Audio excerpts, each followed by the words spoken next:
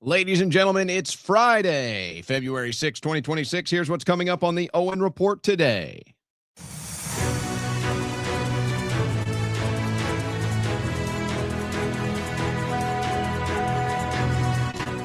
All right, we do have some more Epstein files to go through. We've got some more raw Epstein files to go to. Yes, there's still some very interesting stuff out there. Some very interesting stuff indeed. A 9/11 email, a genocidal email. Oh! But it's Russia, guys. It's Russia. Epstein in Russia. Don't you know? Epsteinikov, Epsteinsky.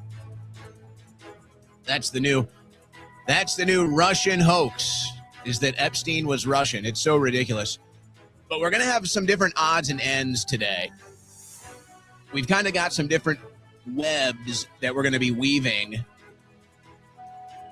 as far as some of the contents of the emails. We do have some raw emails we're going to read, but we have some webs we're going to weave as far as some of the contents of the emails and some connections to some other things that we're seeing develop now as well. Including my odds. I flipped yesterday. I said now I officially say I'm 51% that Epstein is still alive. I'm up to 55% now, and it's trending up. It's trending up. It could be 60. It could be 70 before the end of the show. Epstein is still alive. Now, we saw a warning last night from the administration to get out of Iran. And if you can't get out of Iran, to get to shelter immediately, essentially. Then we saw an Iranian oil refinery or oil reserve blow up on fire. And do you know what happened next? The stock market went up, baby. Did you get in? Did you get in? As soon as I saw that oil fire, I got in strategically. I won't even. I hope you got in.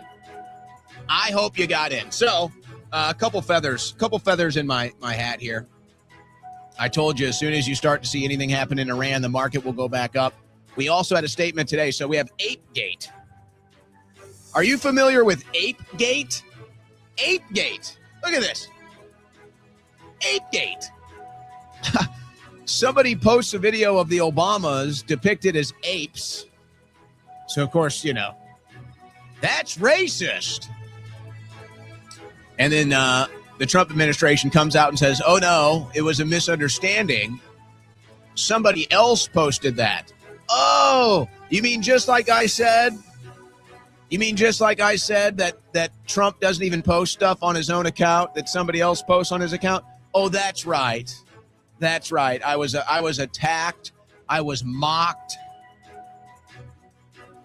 And whatever you think the truth is, it just shows how sloppy it all is. It just shows how sloppy this administration has become right now. It's just sloppy, folks. It's really frustrating.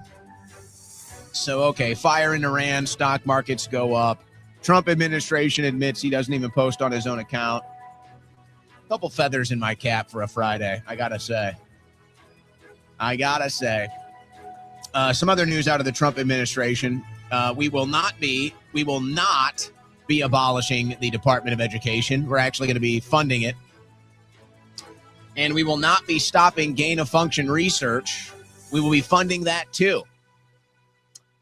I don't think I'm going to get into the Trump RX stuff. I really don't care enough. But it looks like that's a giant scam too. But hey, if you want some fat drugs, he's got some drugs for you. We got some news out of Minneapolis. An ICE protest results in arrest. Yeah. The Democrats have another plan to take your guns.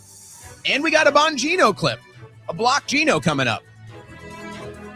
This news update was brought to you by OwenSchroyer.store, the official site for Owen Report merchandise. All right, pet owners, pet lovers. If you do have a pet, we hope you love your pet. And if you do love your pet, you want to get them Petmectin from ResolveX.health. Petmectin, yes, it's exactly what you think it is. For years, we fought to have access to medicine that we knew would help fight COVID for humans, but what about our pets? Did you know that ivermectin for pets assists with heartworm prevention in dogs and cats? Also treats intestinal worms, roundworms, hookworms, external parasites like mites.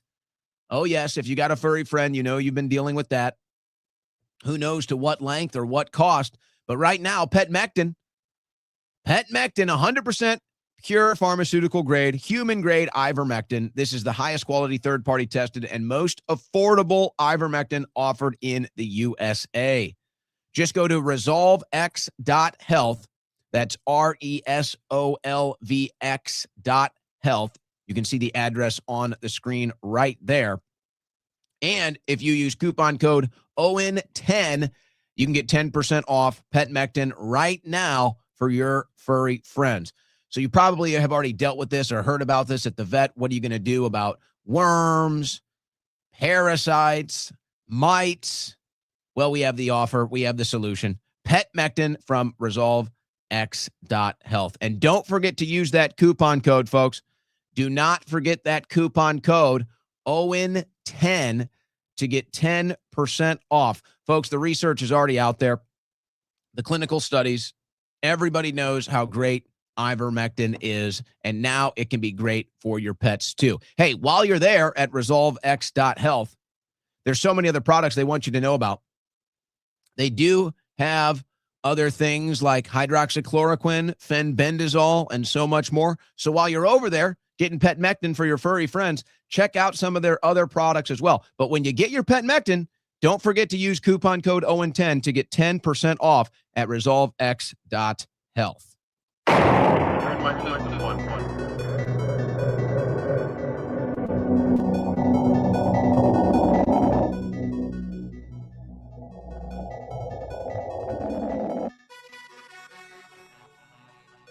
On the cutting edge of news and analysis, the Owen Report with Owen Schroyer. Apegate.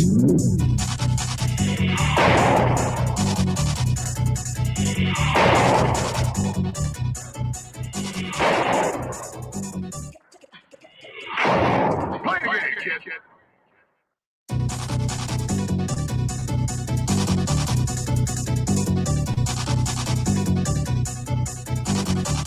Apegate.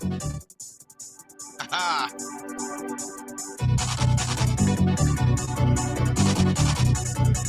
Where were you? Men landing on the moon. America declaring victory. World War II. And Apegate. Apegate. When President Trump shared a picture of the Obamas depicted as apes. Apegate. So, they're really sorry, guys. They're really sorry. The administration, the Trump White House is very sorry about Apegate. And, you know, I'm glad the whole thing happened, actually. I'm very glad the whole thing happened. You know, part of this is a little facetious, but part of this is a little serious, too. You know, for my own personal reasons, I'm happy this happened because now the White House had to come out and admit that Trump doesn't even run his own Truth Social account, which, if you were paying attention last week, I did that viral video, that response video to Trump telling me to shut the F up. And I said, hey, guys, I don't even think Trump posted this. Here's what I think happened. And, of course, I was mocked and attacked relentlessly. Oh, he's crazy that the president wouldn't use his own account. He's crazy. Nobody would post to the president's account. That no way. And then they come out today and they admit it. So, yeah. So, for personal reasons, I kind of liked that. It's kind of funny. It's kind of funny, too. But, you know, it's becoming even harder, I think, I think it's becoming harder and harder every day for this, whatever's remaining of MAGA or the MAGA cult. I think it's becoming harder and harder every day for them to cope with the reality of what this administration is and isn't. I mean, folks, this is just pure slop. It's just pure slop. Okay, so the president of the United States, it's almost like it's so sloppy now. It's almost like we don't even respect what that means. We don't even respect the prestige of it anymore. Does it feel that way? And maybe that was Biden that did that, but it seems like the prestige is gone. So it's just total slop now. We've got the president's Truth Social account posting total slop. And this has been going on for a while, by the way. They're posting Q slop all the time. They posted that image from Israel with the dead bird and 9/11 in the corner. Like, what the hell is that? And he said it was an eagle. It was a kestrel. Like, what is this slop? What is this slop? Who is posting this slop? They might not even care. Honestly. They might not even care anymore. If he doesn't want to, if he's not going to run for office again, and the whole, third term thing is a joke, then it's like they don't even care anymore. They don't even care. As long as everybody in his circle, as long as his donors, as long as the special interests, as long as the foreign interest, as long as they're getting what they want and they're all getting rich, then it's like nothing else really matters anymore. Everything else is just pure slop. So they erase the Apegate post. And they say, sorry, you know what? The president actually doesn't even run his own account. Oh. Okay. Well, sorry. I mean, good Lord. And we thought the Biden auto pen was bad. Whoo. That's like the auto pen. This is the Trump auto pen. Now, the Biden auto pen is obviously outright forgery and a crime. But this is slop. This is Trump slop. So, oops. They should have just left it and said nothing. Who's running this? Who's making these decisions? It's like, isn't Trump doing enough harm telling you how much he loves Bill Clinton? Hey, by the way, I'm just curious. And this is how we're starting the show. Let's see here. What is the scoreboard like right now for the Panicans? Let's see here. Political polls. Top Republicans are growing alarmed by private polling ahead of the midterms. Oh, well. GOP strategists now tell Axios that losing the Senate, not just the House, is a real risk, and that defending their 53-47 majority will be tougher than expected. Oh! Score another one on the board for the Panicans. Put it on the board. Yes.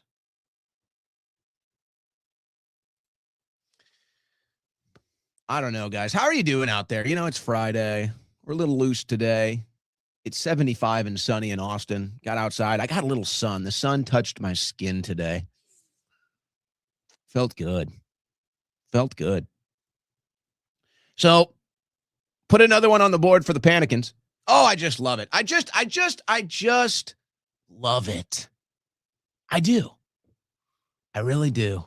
So, I told you as soon as you saw smoke and fire in Iran, the stock markets would go back up. Boom, 10% today. Fire, smoke in Iran. Trump warning, get out of Iran. The USS Abraham Lincoln on its way. Whole brigade. Stocks are going up. Now they're redacting Trump's name from the files. We got some of that too. Oh, they admit Trump doesn't even run his own Truth Social account. Oh. They admit the Republicans are about to lose the midterms. Oh.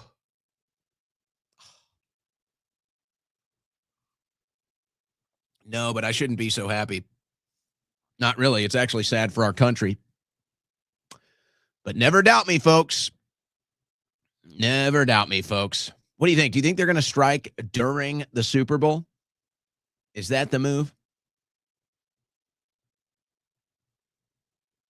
Will they strike during the Super Bowl? Old Apegate. I didn't even know it was Black History Month. Not so subtle reminder. Not so subtle reminder that it's Black History Month here. We're posting Apegate slop on Trump's Truth Social account. All right. We'll get to the news. We'll get to the news here, guys. Some heavy stuff, some Epstein stuff. Now, this is what's happening. People are trying to archive all of the Epstein files. And apparently, I don't know. I'm no Rumble expert. So I can only read and comprehend or attempt to. Reddit corporate deleted this specific thread on r/data hoarder where users were attempting to preserve the Epstein data sets. Epstein files, data sets, 9, 10, 11, 300 gigabytes. Let's keep coordinating. So they're using Reddit here to archive the Epstein files, and Reddit corporate deleted it. Now, I think there's two potentials here, and one is innocent, one is not so innocent. The innocent explanation would be because there's, sensitive materials in here with children and victims, underage children, minors, victims, and graphic sexual content. I don't know what happens on Reddit. I don't know if that stuff is like zero tolerance or not. So that would be the innocent explanation. The not so innocent explanation would be that Reddit is working with who's ever running this rollout. It's not Trump. Trump's not running it. It's maybe Todd Blanche. He seems to be the one at the front of all of this. But whoever it is at the DOJ or whoever it is in Tel Aviv that's running this, they're now cooperating with them because what's clearly happening is deals are being cut as this is happening, folks. And specifically, we know that Trump's name is being redacted in live time. Now, I've already covered it this week. I'm not going to go back and show you all of this. But you can see for yourself. People have done the videos. They've archived this. X is the best source for all of this now. But you can see the number of times that Trump's name appeared in the files has gone down and continues to go down. So they're running. So as I said, I think this whole thing is all about twisting Trump's arm to strike Iran. And now I guess maybe he's finally capitulated. And so they agreed that they will start erasing and redacting his name from the files.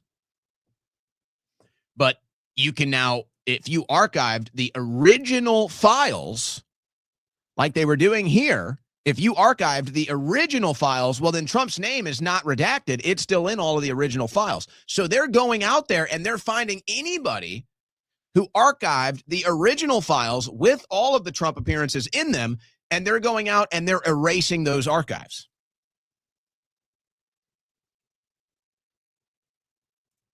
That's the not so innocent explanation. But it's like, to me, it's so obvious. Whatever you think about the Reddit situation, to me, it's so obvious.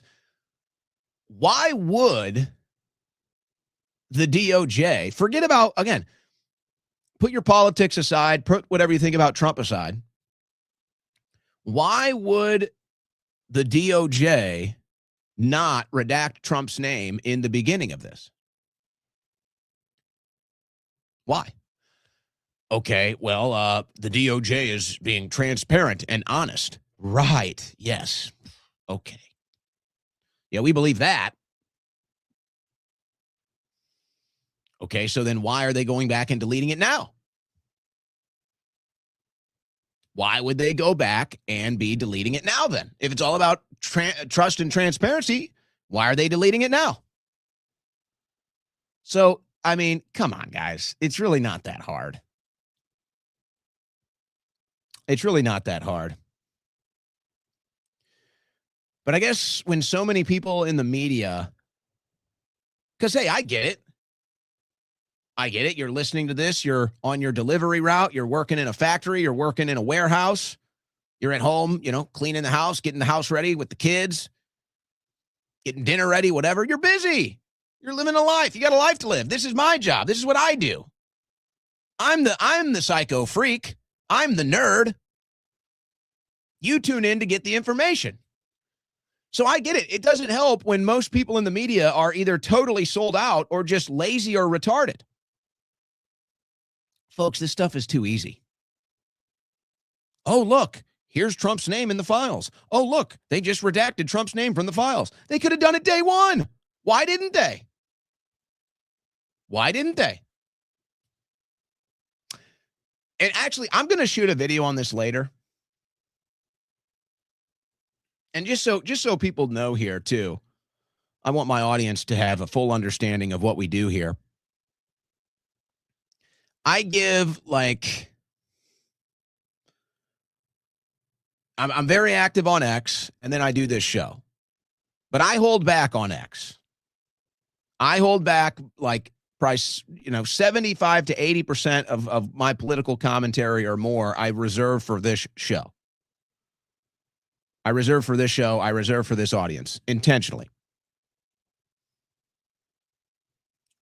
But there's also okay, there's things that I need to cover on X. There's things that I need to make sure reach that audience versus the people that tune into the show, which is a different audience. But I was going to post this.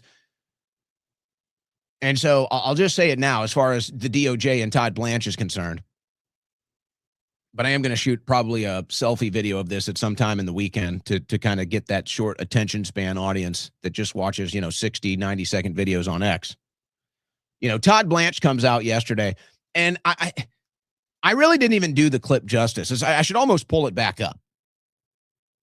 But Todd Blanche comes out yesterday and says, oh, there's nothing in the files worth investigating. There's nothing in the files that would lead us to any prosecutions or investigation. There's just nothing there. And if you find something, we'd like to see it. Well, what? What are you talking about? Your team gave us the files. Your team is actively redacting names from the files right now. But here's what I was going to say. Here's what I'll say right now. Folks, if they can arrest Owen Schroyer for speech, if they can put me in prison for speech, then they can certainly do investigations into people in these emails. I mean, that is a joke. And what's even more ironic as I was thinking about this, because I don't live in the past. I don't like looking back. I just go forward. But I was thinking about this today. One of the things that they hit me with, one of the things I said, part of my speech crimes from the DOJ was calling out the government protecting pedophiles. Oh, yeah. Oh, yeah. I don't expect you guys to read my charging documents. I don't expect you guys to read the hearing documents. It's boring. You don't need it. It's fine. Oh, yeah. Part of my criminal speech that the DOJ put me in prison for was saying that the government was protecting pedophiles. That's right. That was in the hearing. That was in the charging document. So they'll throw Owen Schroyer in jail. They'll have me on probation for 5 years. They'll drug test me. They'll go through my financial records. They'll go through all of my electronic records. They'll go through everything. Because I said the government protects pedophiles. But Todd Blanche comes out and says there's nothing in the emails we've seen that are worthy of an investigation or a prosecution. But if you've seen something, let me know. Todd, I've done about 4 or 5 hours this week alone on emails that should lead to an investigation. You're insulting us, or you're insulting yourself, probably both, to say that there's nothing in these emails worthy of an investigation.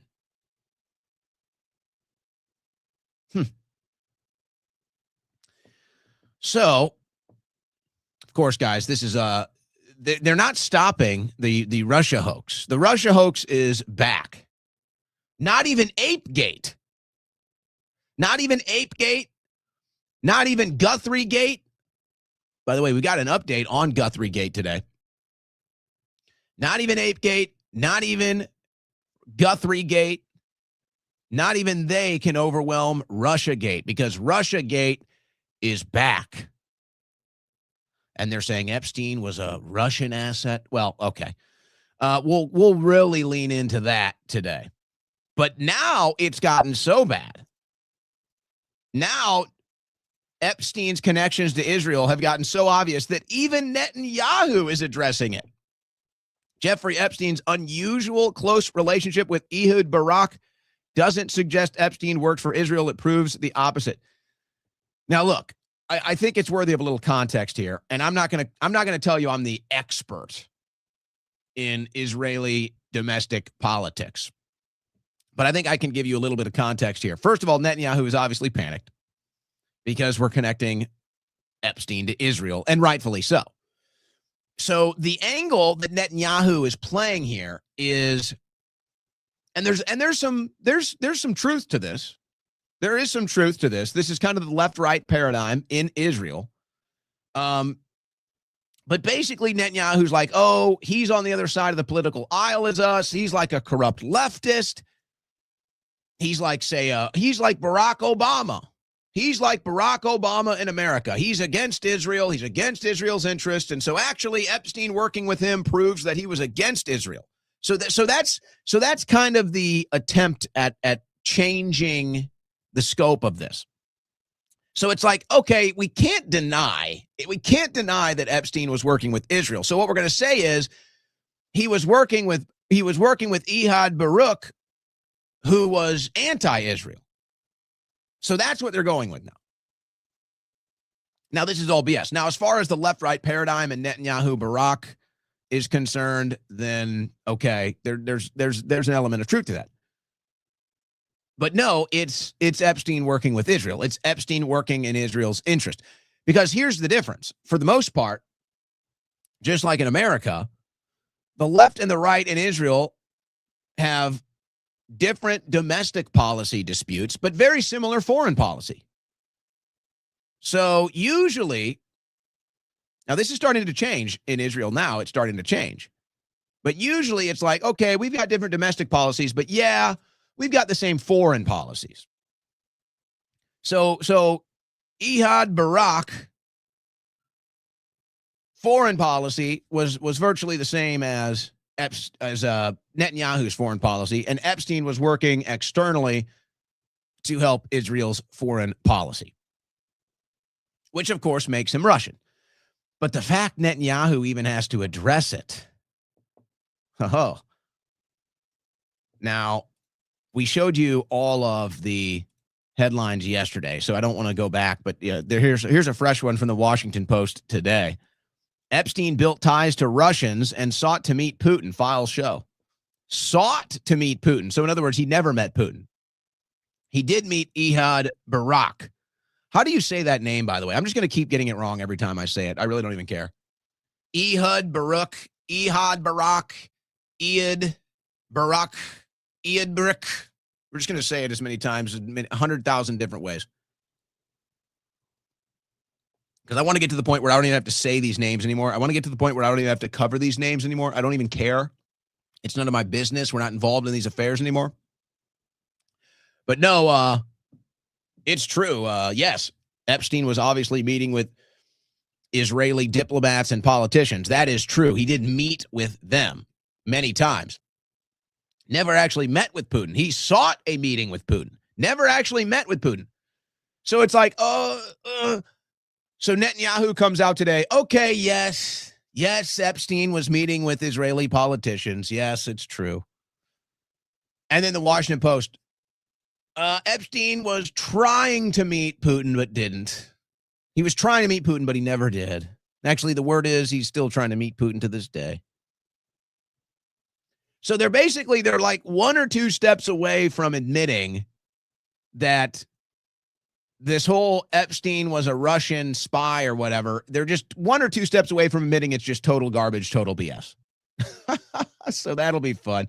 That'll be fun when they finally admit that. So we went from, Epstein's a Russian agent to, well, actually he was meeting with Israeli politicians, and well, he tried. Yeah, but he tried to meet with Putin, but well, he didn't though. But he didn't. So just go ahead and let's reach the conclusion here. So Epstein was working with Israel. Yeah, Epstein was working with Israel. Yeah.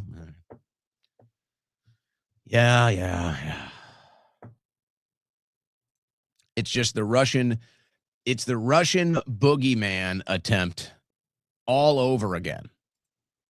And they think that you're going to fall for it again, but you're not. And then we got emails.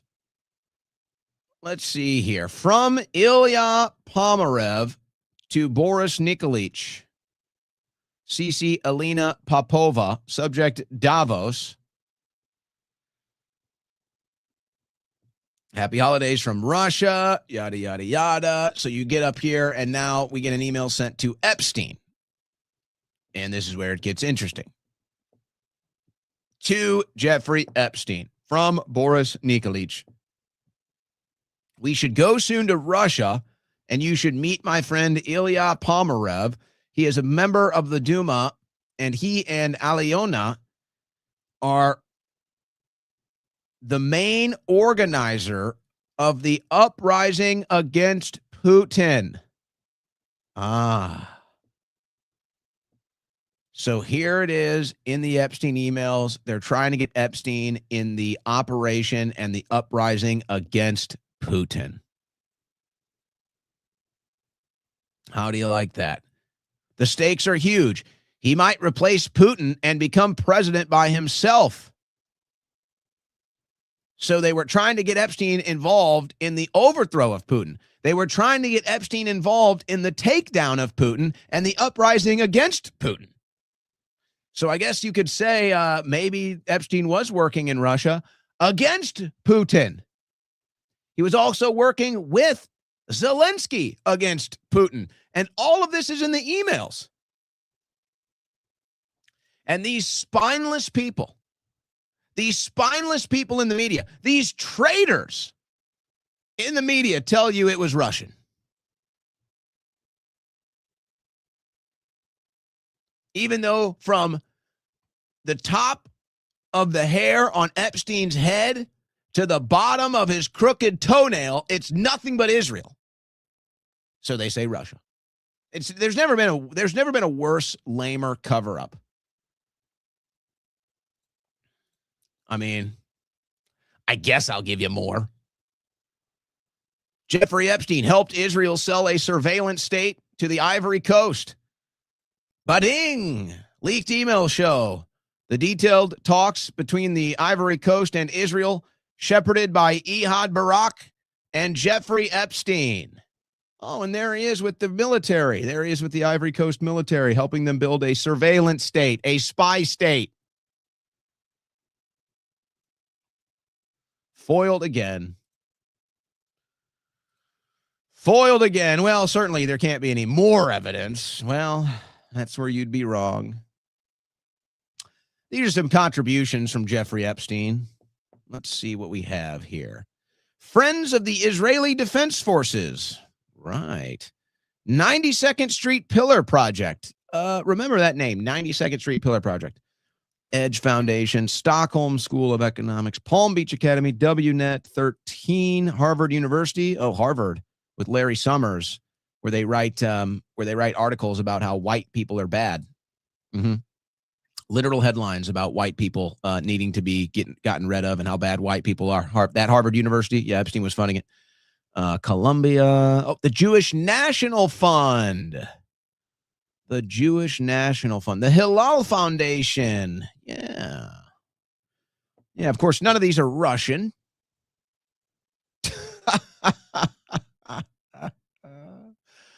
None of these are Russian. None at all. Remember that Friends of Israel donation he made? Let's see here, page 6. Jeffrey Epstein, who's facing jail time for soliciting prostitutes, some of whom were under the age of 18, isn't feeling the love stateside, so he skipped the country to feel the love in Israel. Oh. A rep said Epstein, who was spotted at the Tel Aviv Hilton over the weekend, is in Israel for Passover. He's meeting with Israeli scientists about medical research he's funding and taking a tour of military bases with Friends of Israel chairman Benny Shabtai. Oh.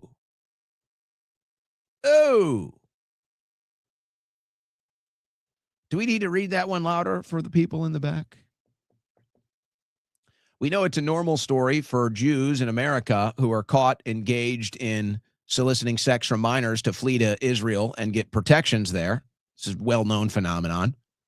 Apparently, Jeffrey Epstein was one of them. But then he cut a deal, so he came back. And I'm sorry, he was what? He was meeting with Israeli scientists about medical research he's funding? You mean the stuff that was going on at Zorro Ranch? And these spineless traitors and liars in the media tell you he was Russian. And they pull this one email about whatever dastardly deeds Epstein and his friends were up to.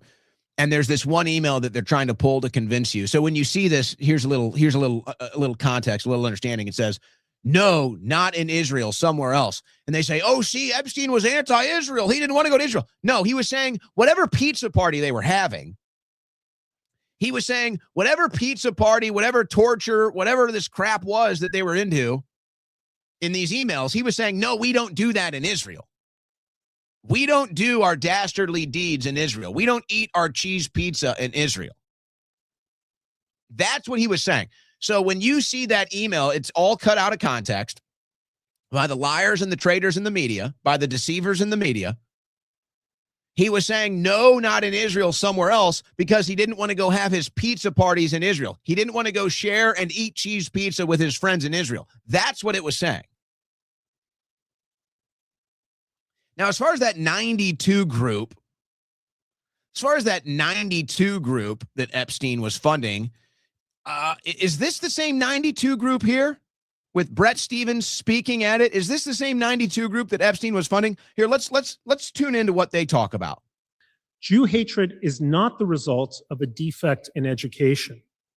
From Martin Luther to T.S. Eliot to Sally Rooney, the world has never suffered a shortage of educated anti-Semites. Jew hatred is the product of a psychological reflex, and that kind of reflex can never be educated out of existence, even if, for a time, it may be sublimated or shamed into quiescence. Anti-Semitism, in other words, isn't a prejudice or just a prejudice and a belief. It's a neurosis. The reason people, quote, love dead Jews, to borrow Dara Horn's memorable phrase, is because it replaces that gnawing sense of inferiority with the pleasure of feeling pity. It should go without saying that there's nothing Jews can do to cure the Jew haters of their hate. They can hire their own psychiatrists. And there is nothing that we should want to do either, which brings me to my third point. If it's impossible to cure an anti-Semite, it is almost impossible to cure Jews of the delusion that we can cure anti-Semites. They do not hate us because of our faults and failures. They hate us because of our virtues and successes.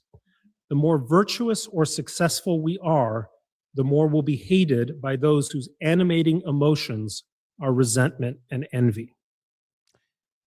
Folks, let me do a little psychological breakdown for you. Now, your translation, if you're listening at home, he basically just said that you are born that way. I mean, that's essentially, I guess, what you would call bigotry, hardcore bigotry. And you've seen people like Mark Levin, you've seen people like Josh Hammer and others express the exact same thought, which is non-Jews are born this way. Gentiles, goyim, however you want to put it. Non-Jews are born this way. So there's a psychological thing happening. There's a political thing happening. This is going to be a little heavy. It's going to be a little heavy. So just bear with me here. The psychological component is when you are born into a belief system that you are God's chosen people, you obviously are going to have a Messiah complex built into your psychology, built into your psyche, built into your thought process. You're God's chosen people. Then you have the combination of the trauma-based mind control, which he is expressing a level of here, mostly in reminiscence of the Holocaust, that, 6 million Jews died in the Holocaust, and it's the worst event in the history of this planet. There's never been anything else like it. It's the only thing you need to hear about, and everybody out there wants to kill Jews, and everybody out there wants to hate Jews, and it's all goyim, and they're born that way, and there's nothing we can do about it. So it's this combo factor of being taught from a young age that you are God's chosen people, you're better than anybody else, you're better than the goyim, and it's a combo factor of trauma-based mind control that everyone is out there to get you, everybody hates you, everybody wants you dead. So that's your combo factor that causes this phenomenon. When we see them brag about killing Palestinians, we see them brag about blowing people up with pagers, we see them brag about taking land in the Middle East. We see it in the emails, bragging about deceiving goyim and everything else. Voice messages that we've gotten from the Epstein files with Baruch and others talking about how they deceive and use goyim. So there's a psychological component of this. But that's what's going on. Now, what's the logical conclusion to the thoughts that he just expressed? Well, if these people can't be cured, if these people that want us dead and are born that way and they can't be cured, well, then what? Then what? Oh, you've got to kill them all. And you're justified in doing it because you're God's chosen people, and this is justified in your religious text. This is justified in your theology, and you have the trauma-based mind control that actually makes you believe that that's how the world is, and thus the behavior is explained. And thus all the behavior that's been exhibited and people have been covering and looking at and scratching their head and saying, what the hell is this? There's your psychology behind it. So that's your psychological aspect. Now, here's your political aspect. They intentionally blur the lines. This is all done intentionally for political reasons, for a political agenda. Obviously, anybody with a basic understanding of common sense, human relations, communications, obviously understands that there is a difference between criticizing Israel or the government of Israel or Israeli politicians or Israeli military or military actions. Clearly, there's a difference between that and anti-Semitism or Jew hatred. Clearly, there's a difference. Obviously, there's a difference. But they intentionally blur these lines so that when there actually is a legitimate conversation or a legitimate criticism, they just say, oh, that's anti-Semitism. That's intentionally done. And it doesn't help because, and take this however you want, but there's probably no more tribal group on the planet today than Jews are. And they are very loyal to that. It doesn't matter whether they're left or right. They will ultimately, for the most part, stand up for their own people. And you can say that's a good thing. You can say that's a bad thing. But they are definitely the most tribal. So what ends up happening is then if you just criticize an individual guilty of a crime, guilty of corruption, whatever it is, if you just criticize an individual, but that individual happens to be Jewish, all of a sudden that's anti-Semitism. And all of a sudden they have to say, oh, you're criticizing this person because you're a Jew hater, because you're an anti-Semite. No, I'm criticizing this person because they're corrupt. I'm criticizing this person because they're a criminal. I'm not criticizing this person for anything other than the actions that they've exhibited. So you see, this is the combo of the psychological aspect and the political aspect of why we are here. Now, for the average American, they don't care about Israel. They weren't born in a house teaching them that they're God's chosen people. They weren't born into a culture that teaches the values of being Jewish, whatever that means, whether it's racial, religious, a combo of the things. They aren't brought up in a house teaching them about Israel being their homeland and how Israel is the most important thing and this, that, and the other thing. So now the average American that's just trying to live their life, knows our government is corrupt, wants to reform it, wants to have a better life, doesn't want to live paycheck to paycheck, sick of the government corruption, starts to look into it and sees that there's all these Israeli interests everywhere. And it's AIPAC, and it's Netanyahu at the White House, and it's more war in the Middle East, and it's all driven by Israel. And so it's all these different, and the biggest donors in politics and special interests and foreign interests, it's all for Israel. And so the average American is just sitting here saying, hey, I just want my country back. I've got a corrupt country. And it's pretty obvious here, one of the biggest factors in my country's corruption is Israel. That's all. It's a reasonable deduction. It's a reasonable conclusion. And then you just say it, and now all of a sudden you're an anti-Semite. And now all of a sudden you're a Jew hater. And the average American is just sitting back here saying, what? What are you talking about? I have nothing to do with that. I'm just an American that wants to clean up my corrupt government. And now you're sitting here calling me these names. I know I'm not. And now they're starting to look at you and they're saying, well, that's weird. That's weird. I know I'm not a hater. I know I don't have any anti-Semitism in me. Why are you saying this to me? Why are you calling me this? I have nothing to do with any of that. I'm just talking about government activity. That's strange. Huh. So then their curiosity is piqued again. They look into it a little further, like, why is this happening? And then they see clips like that. You're born this way. You're born an anti-Semite. And there's nothing we can do to cure you except, I guess, well, I think you know where this is going. Oh, but if you want to stand up for your life, if you want to stand up for your lineage, if you want to stand up for your ancestors, if you want to stand up for your country, the cycle begins again. The cycle restarts from the beginning. And the same names and the same accusations are all hurled back at you. And every time the cycle repeats, you just get more hardened in this ideology. And then they throw their hands up and they say, I just don't get it. You must be born this way. No, a-hole. No, a-hole. We just want nothing to do with your foreign country and your foreign interests. And now you're lying about us.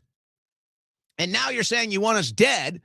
And we just witnessed what you do to all your enemies in the Middle East that you're not even ashamed of. You're not even embarrassed about. You're proud of it. And now you're essentially saying anybody that disagrees with me is born this way and we need to get rid of you. Huh.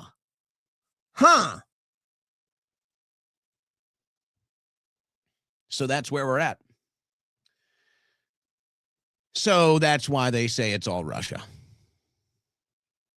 That's why they say it's all Russia. Now, I've got more from his speech, but I'm just going to move on. It's similar stuff. It's similar stuff, but we'll just move on. But, you know, I guess it's worth saying, and I you know, I've expressed this before. It is too bad because there's plenty of Jews out there in Israel. There's plenty of Jews out there in America that don't have this ideology. They don't like this ideology. They despise it.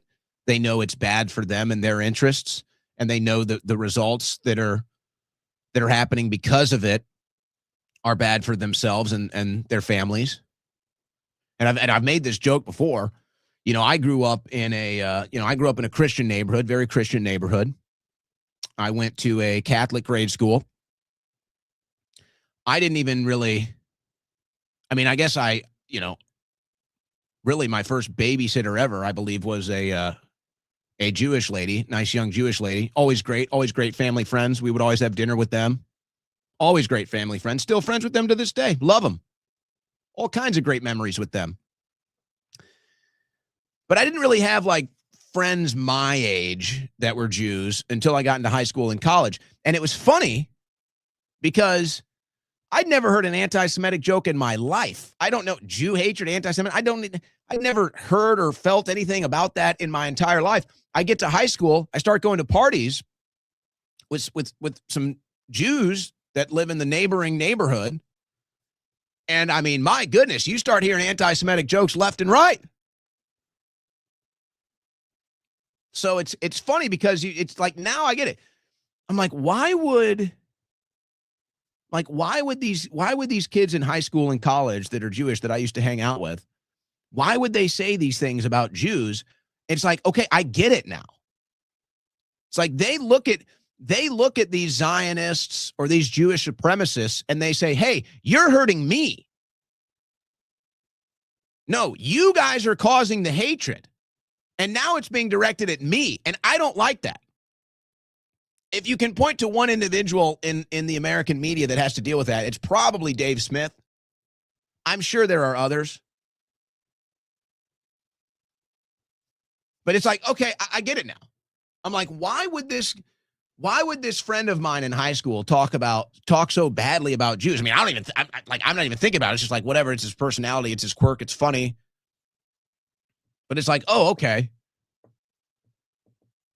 I guess I see it now. I guess that would be like if I had parents that were running around in white hoods.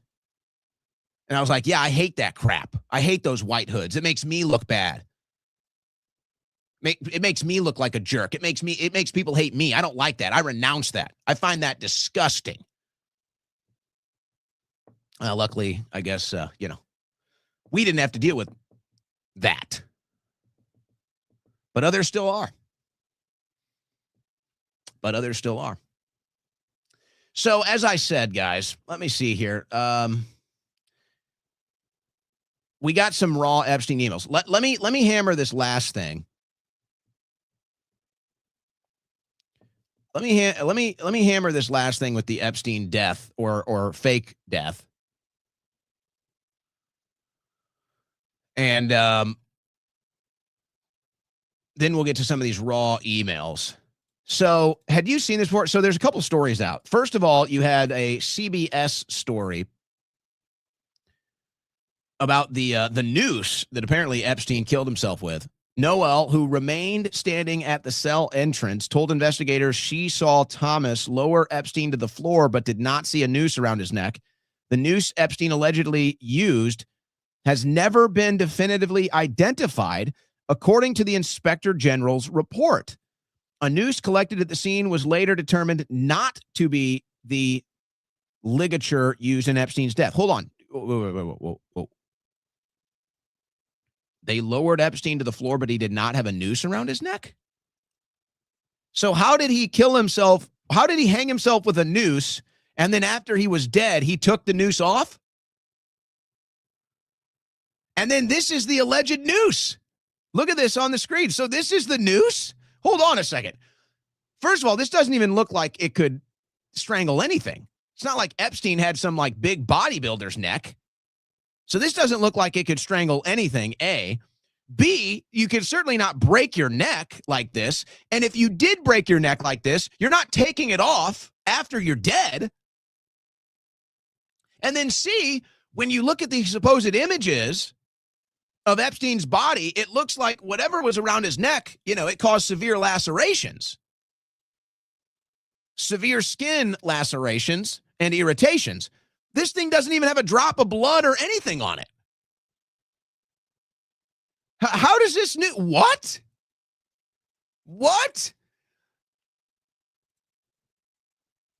And now there's another ripple. And this is CBS News. Who entered Epstein's jail tier the night of his death?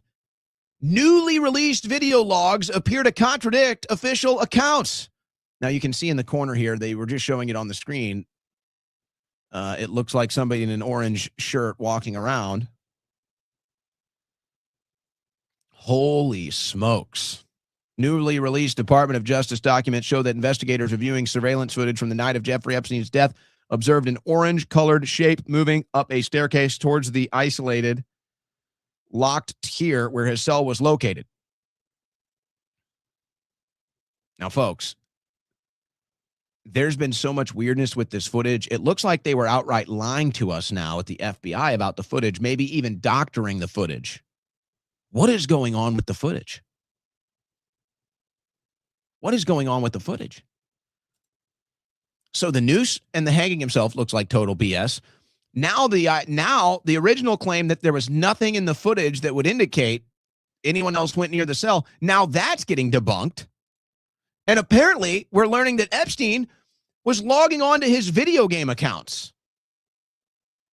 Little St. Jeff 1 played Rocket League as recently as this week. And then here's his video game profile picture. It's got an Israeli flag in it. It's not a Russian flag. I suppose there could be an innocent explanation for that. But so now you have multiple situations where Epstein, after his death, was logging into email accounts and video game accounts. All right, guys, where are we at? Where are we at? I am. It's Friday, so let's have a little fun. I am now 69% Epstein is still alive. You heard me correct. 69%. I was 51% yesterday. I am now 69% Jeffrey Epstein is still alive. You're listening to the Owen Report on the Win Network.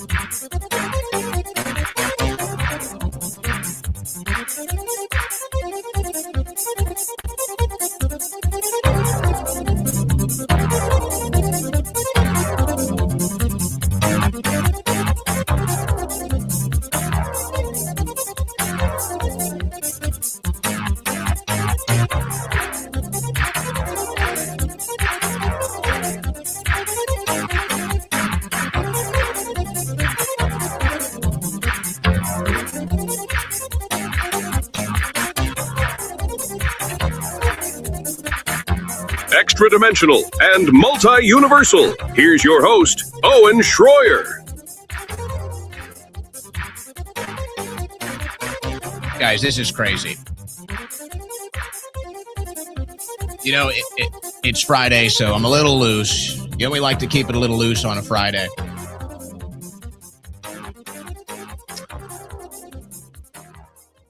Guys, this is just breaking right now. I'm looking at this. I'm looking at this in the break. You know what? Hold on a second. Hold on a second. This is crazy. I might, my 69% might be going up right now. My 69% might be going up right now. As I just saw this in the break.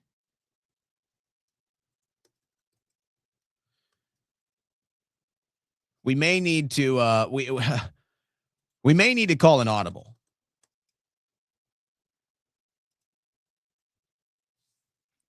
I pointed this out earlier today from Ted Cruz. Ted Cruz, on December 4th, 2019, demands answers from DOJ about probe into Epstein's death. So, in other words, it sounds like he doesn't trust the official narrative, is what that sounds like. Now, this is what is new. I haven't seen anybody else share this yet.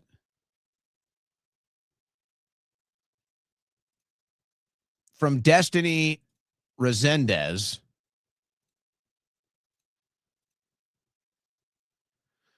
According to the Bureau of Prisons medical records, Jeffrey Epstein had been transferred out of the prison the night he died to an external hospital. I ran all 101 pages of his medical file dated 8/10/2019 through an AI to confirm that he was transferred. The AI confirmed he was indeed transferred out. This would make the 4chan Reddit leaked post on 8/10/2019 make a lot of sense, as the person leaking the details said they saw Epstein being transferred out in a wheelchair right before he unalived himself.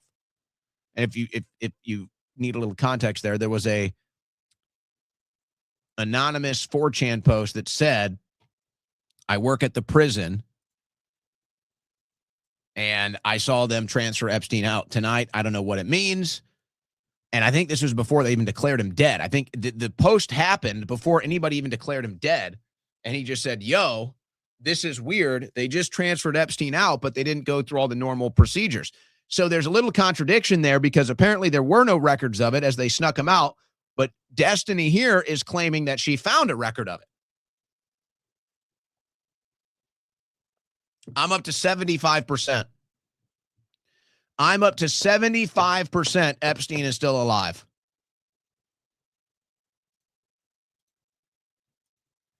I was never into the Epstein is still alive theories, guys. I was never into the Epstein is still alive theories. Now, it wouldn't surprise me, but I was never really into that. I didn't really buy it. I thought somebody just went in there and killed him. I thought somebody went in there and, choked him, broke his neck, and killed him.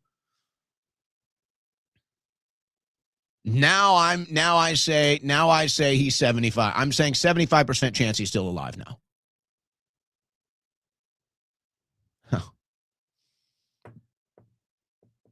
Wow. Because all the stuff that I discounted before, I'm re-looking at. Like, there was an image. There was a drone image.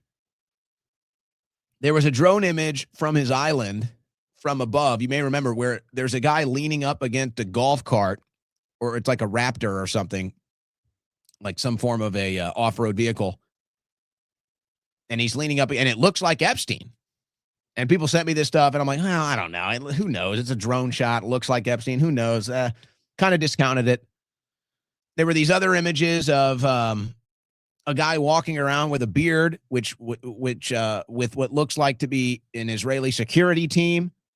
I was like, oh, who knows who that is? It's a beard. Who knows? I don't know. I'm reviewing all of it now, and I'm like, is this real, man? Is Epstein still out there walking around? Did they sneak his ass out of prison? Did they escape Epstein and bring in a body double?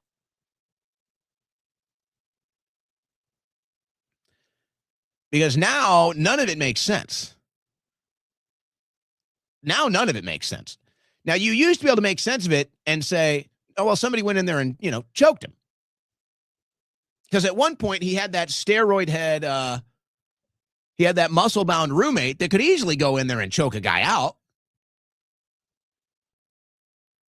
So it's like, yeah, okay, somebody went in there, choked him out, broke his neck, and that's why, the neck looked like that. And that's why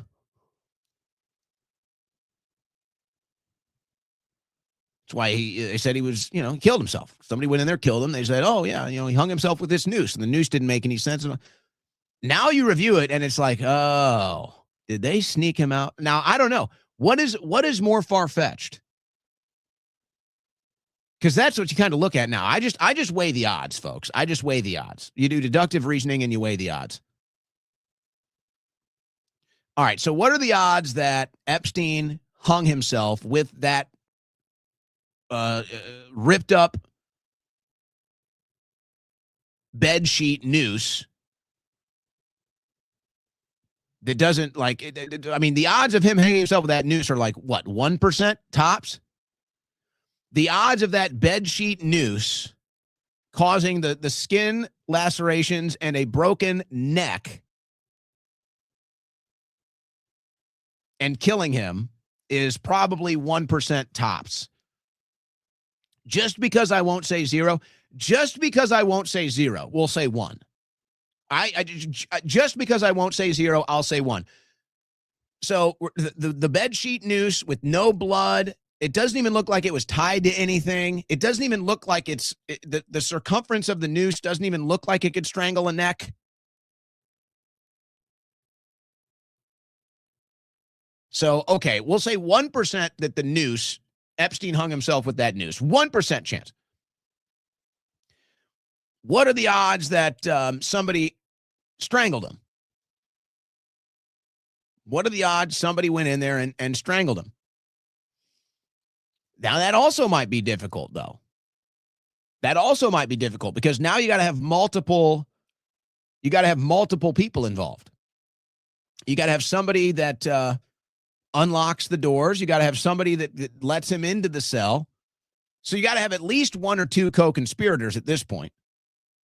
Plus, I guess, the strangler. So I'd say if somebody went in there and strangled him, you'd have to have at least two co-conspirators. Somebody to open the prison and go in and kill him. I doubt it would be the same person, but I guess it potentially could be. Even the odds of that are long. How do you get somebody past all that security? How do you do it with all the different people at the prison? How do you do that? Now, what are the odds that they brought in a body double or a dead body or a fake body? And so they snuck Epstein out and then somehow brought in a body double. Even those odds are long. I don't know. But I think now I'm 75% Epstein is still alive. So I never bought into these theories. I never humored these theories much. I'm now 75% Epstein is still alive.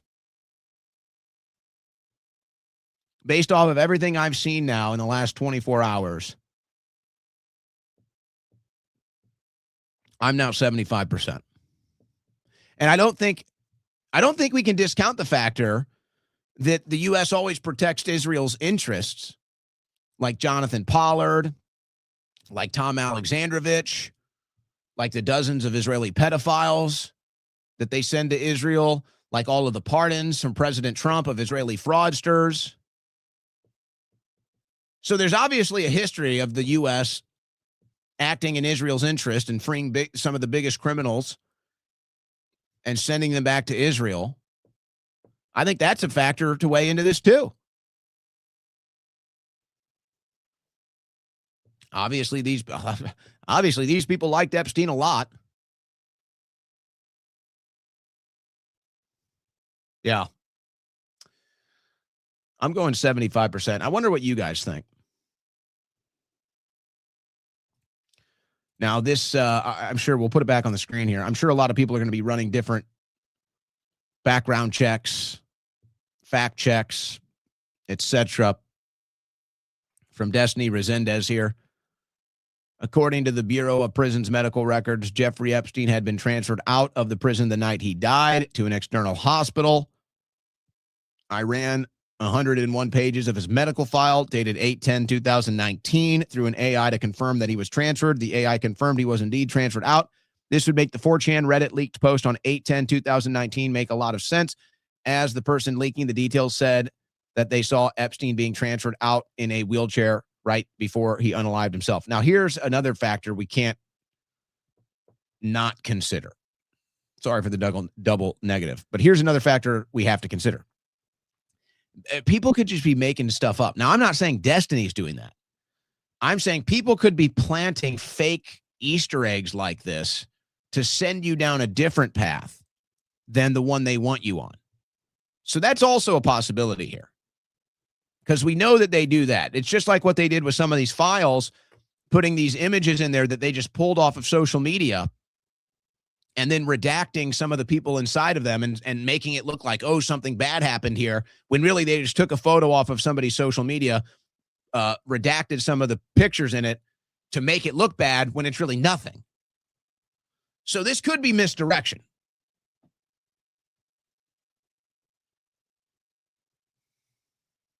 This could be misdirection.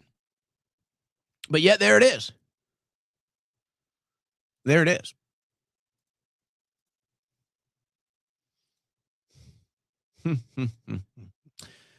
Let's get to some emails. Let's get to some Epstein emails. Let's just go to the raw emails, guys. From Jeffrey Epstein to Redacted. Well, I guess the original email would be from Redacted to Jeffrey Epstein. For the sake of time, I'm not going to read the whole thing. Here's what's interesting. From Redacted to Jeffrey Epstein. You made many unusual offers. You offered to buy my baby 6 months into our relationship. And 6 years later, you offered to support my next boyfriend. Do you remember that? Probably not in any emails either, and I understand nobody would believe it. Wow. This is actually crazy. Maybe we should read the whole thing. From Redacted to Jeffrey Epstein. There were quite a few things that were known parts of our lives that we never discussed in writing. I can't convince you of what you said, but your interpretation of past events and emails is different from mine. While they may not confirm the existence of your promise, they certainly don't disprove it. Maybe you forgot, maybe you didn't mean it, but it doesn't change the fact I lived for years under the impression that my future was safe. I can't go back 10 years and change my decisions. I don't know what to do with that information now. When I meet you, I wouldn't accept any money from you. You used to sneak $100 bills into my fake Louis Vuitton purse. As time passed, you made me believe it was okay to accept it, and be able to feel safe. It was not my idea. It was very uncomfortable for me, and I would never come up with such a deal or ever ask you for money. It was only after years of you making all kinds of voluntary promises and commitments that I started to believe it was okay. I could rely on your support. You made many unusual offers. You offered to buy my baby 6 months into our relationship, and 6 years later, you offered to support my next boyfriend. Do you remember that? It's probably not in any emails either, and I understand nobody would believe it. Epstein replies, that would be arguable, except for the fact that, again, it is not like a contrary position does not exist. It exists over and over. Yes, you didn't like taking cash, but took everything else. Why is Jeffrey Epstein supposedly trying to buy a 6-month-old baby from one of his girlfriends? And Todd Blanche says there's nothing here to investigate. Nothing. And they redact these names. From GMax to Jacqueline Marcus. This is Maxwell. It is the year 2032, and a father and his son walk the streets of Lower Manhattan, approaching the site where the World Trade Centers used to be at the end of the 20th century. The father sighs and comments to think that right before here used to be the Twin Towers. The son, not understanding, asks his father, what are the Twin Towers? The father smiles and looks at his son and explains the Twin Towers were two buildings that used to be here until 2001 when the Arabs destroyed him. The son looks up to his father and asks, and what are the Arabs? Because they intend to wipe all of the Arabs off the earth. Very nice. Very nice. Not genocidal maniac thinking at all. To Jeffrey Epstein from Redacted, from Mark Tramo, CC Redacted, subject J.E.E. Richard Johnson. How many of these names are fake, by the way? Dick Johnson. I mean, come on. Hi, Jeffrey. Thanks for sending Richard Johnson my way. Yeah, Dick Johnson. It's like hairy fish. We saw in the emails, too. I trust the kind words I shared with him are acceptable to you. If not, please let me know ASAP. I'm on the road. My cell is redacted. If okay, then I hope you realize this recognition for all you do for so many of us, in my opinion, overdue and well-deserved. Cheers, Mark. Yeah, they all really loved Jeffrey. They really loved whatever Jeffrey was doing for all of them and giving them. P.S. was just reading to today that newborns will suck on a pacifier more vigorously if it triggers playback of a recording of her/his mother's voice than another woman's voice. Have you read David Brooks' Social Animal? Was #1 at New York Times books for quite a while. Excuse me? Excuse me? Was reading today that newborns will suck on a pacifier more vigorously if it triggers playback of a recording of their parents. Now, why would you be discussing that? Why would you be discussing the vigorousness of a newborn sucking on a pacifier and how to increase said vigorousness? Tell me, has anybody asked Mark this? Has the DOJ asked Mark this? We're not here to make any accusations. We're just documenting this. We won't make any accusations, allegations, or suggestions, but, excuse me? I'm sorry, what? And why does that interest you exactly? And why would you be discussing that with a known pedophile, Jeffrey Epstein, exactly? But don't worry, guys. Todd Blanche says there's nothing to see here. There's nothing to investigate here. They're just talking about babies sucking on pacifiers more vigorously. Totally normal to discuss with a pedophile.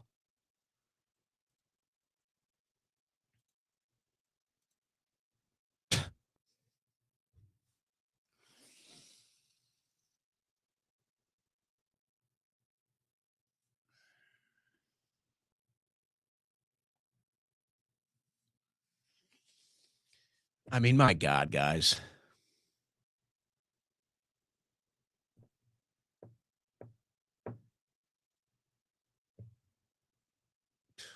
My God. So we just went from an email of known pedophile Jeffrey Epstein offering to buy a baby, a 6-month-old baby, to an email discussing how to make newborns suck more vigorously on pacifiers with known pedophile Jeffrey Epstein.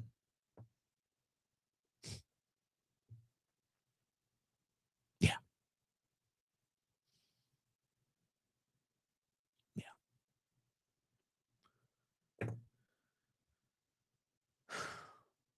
And our sick government and our sick media is covering this up.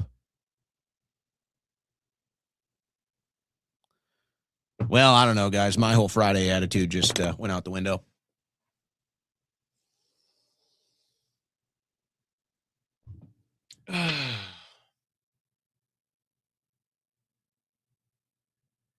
You know, it's like, I don't care about your stupid Trump RX. I don't care about your stupid meme videos. I don't care about you owning the libs. Fuck all you guys, man.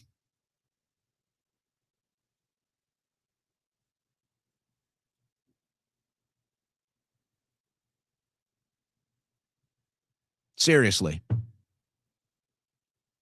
The Epstein files are a hoax. Let's stop talking about the Epstein files. Oh, there's nothing in there. So fuck all you guys, man. Good luck. Good luck. Tell me how you can read those two emails back to back and be okay. Tell me how you can read those two emails back to back and say nothing to see here. Ooh, let's own the libs. Ooh, let's make memes. Yeah, Trump, baby. Trump RX. Screw all you people, man. Screw all you. You're complicit with this. You're complicit with this. Go ahead. Go ahead. Put on your cheerleading outfit. Go ahead. Pick up your pom-poms. Go ahead. Go ahead. Put on your cute little cheerleading outfits. Go ahead. Put on your cute little hats. Go do your high leg kicks. Go ahead. Go ahead. Go cuck a little harder. Go ahead. Go ahead. Go cheerlead a little more for these politicians. Go ahead. Go cheerlead a little more for your loving government that covers up pedophiles and sex trafficking. Go ahead. Come on, man. Aren't you having fun? Come on, man. Stock markets, record high. Come on, man. Trump RX. Come on, man. It's all great. Screw you.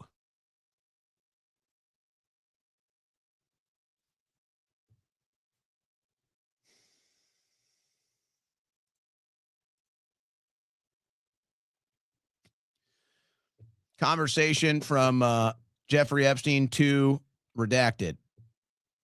You owe me 2 girls. I will make it up to you in Paris. No threesomes, please. I would like a new toy as a present. I don't know girls who are like that. Just a nice model from Amsterdam. And it's just blatant sex trafficking. That's just blatant sex slavery. Nothing to see in these emails, guys. Nothing to see.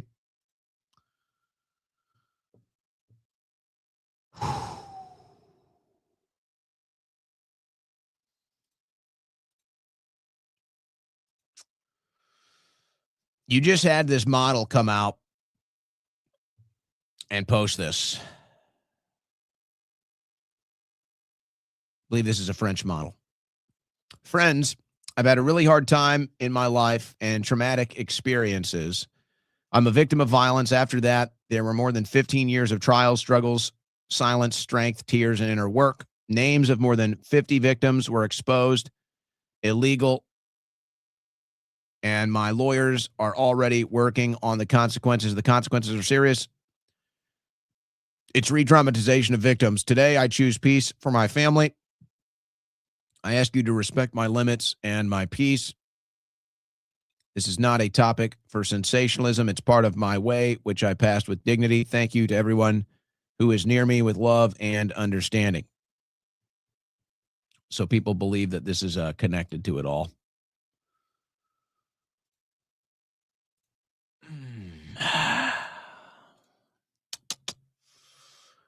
Oh, just emails with Ghislaine Maxwell talking about a shadow 9/11 commission here. A shadow 9/11 commission in the emails. A shadow 9/11 commission in the Epstein emails. Nothing to see here, though, guys. Nothing to see. Nothing to see. From Ismo to Jeffrey Epstein, a conversation originally to Redacted from Jeffrey Epstein. Do you remember the name of the gynecologist that you used to send your victims to? Epstein replies, New York, meaning there were multiple places where he had a bunch of victims. So he's like, well, which place? Am I New York victims, Florida victims? What victims? Yes. So New York victims. Yes. Many years ago, you used to send them to a gynecologist in New York who once commented something to the effect that you were keeping him in business single-handedly. So many Epstein victims in New York, sending them to the gynecologist, which, I mean, we all can understand what's happening here. Epstein had so many victims in New York, he kept the gynecologist in business single-handedly. Hey, Todd Blanche. Have you tried to figure out who the gynecologist was? I'm just curious. Have you interviewed the gynecologist? Has the gynecologist that was supposedly kept in business single-handedly from Epstein victims, has he been brought in for questioning? Has anybody asked him anything? Why didn't he ever go to the police? The Trump administration says nothing to see here. It's a hoax. And if you are part of that, you are a sick person. You are a sick person, and I pray for you. And by the way, these are all the people that attack me. All the people that run cover for pedophiles, all the people that run cover for rapists and murderers. Those are all the people that attack me. This is unbelievable. Nothing to see here, says Todd Blanche. To Jeffrey Epstein from Redacted. I call him now my future husband, and we're talking about daughter. I thought I would never be able to kill somebody in my life. I was wrong. I might escape anyway. Miss you, Jeffrey. Big kiss, although now you probably won't like to kiss me anymore.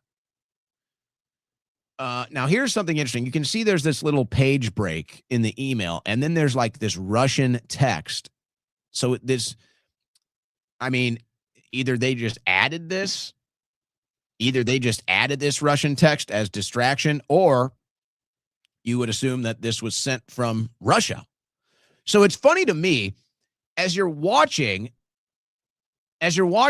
everybody, all these factors in the media, all these entities in the media who are running cover for child sex traffickers, all these individuals in the media who are running cover for child rapists. That's what they're doing. Let's say what it is.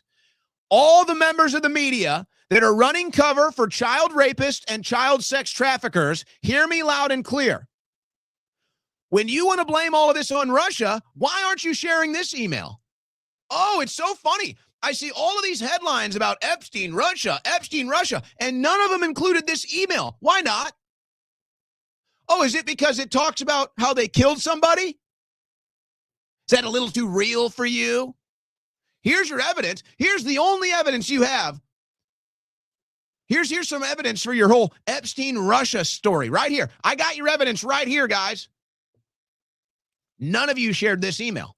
Not a single one of you shared this email, and we all know why. Because you know what's in these emails. You know what's in these emails. You know what these emails are exposing. You know what Jeffrey Epstein was doing. All of you know it, and you're all running cover for it. Why? What is wrong with you? Who are you? There you go. There's your Russian right there. Why don't you put that email in your stories? None of you did. All you fake Russia hoaxers.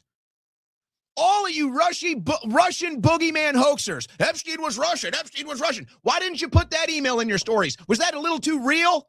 Because you thought maybe if people saw that email, they might actually dig into these files and realize the truth about what was going on? You're all frauds. You're all phonies. You're all going right to hell for covering up this trafficking network. Oh, why did I do this to myself on a Friday? Why did I do it? Oh, it just gets worse.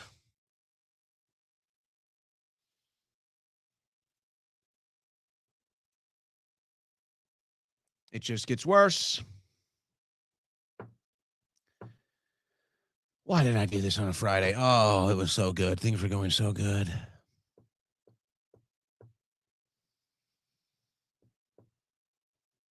I mean, folks, what are they going to do to us, man? We caught them. We caught you bastards. We caught you bastards. We caught you demons. What are you going to do to us next, huh? What are you going to do? What are you going to do? You're going to nuke somebody? You're going to bomb somebody? You're going to release a pandemic? What are you going to do, you freaks? What are you going to do, you demons? Enjoy the ride. Enjoy the ride. All you phonies and frauds in the media that are covering this up, enjoy the ride. Do you really think you're going to be above this? Do you really think, I love this thing. They're like, oh, these people are so pathetic. I love this thing. Oh, these people are my friends. You're an idiot. They are using you. You are a cuck. You are a slave. They actually think they're friends. They actually think these people are their friends. I guess I shouldn't be laughing, really. I should feel bad for them. Because they're really not bad people. They're not. They're not bad people. They're just delusional. They're just life losers, and they just don't get it. They just don't get it.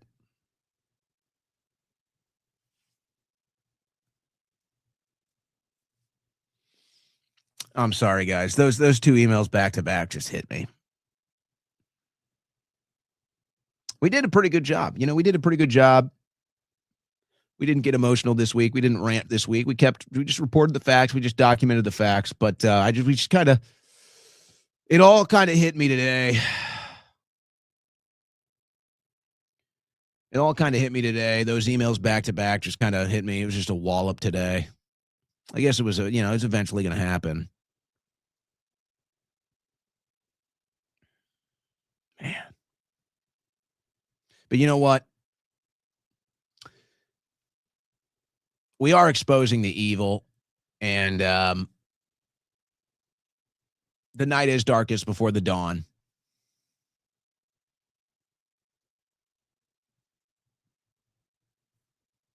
I just wonder what are we going to have to go through on this final level? I mean, this is the final level, folks. This is it. You're on the final level.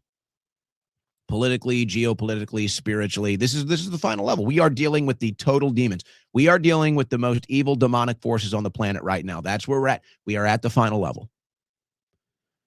We are at the final level. Now, what are they going to do? How is the empire going to strike back? That's the question. But this is it, folks. This is the final level. The demons are being exposed. The demon protectors are being exposed. These are the people that have run our planet. These are the people that have stolen everything from us. These are the people trying to enslave us into the future. Everybody knows it's going on. This is it. We got them. What are they going to do to us? What are they going to do?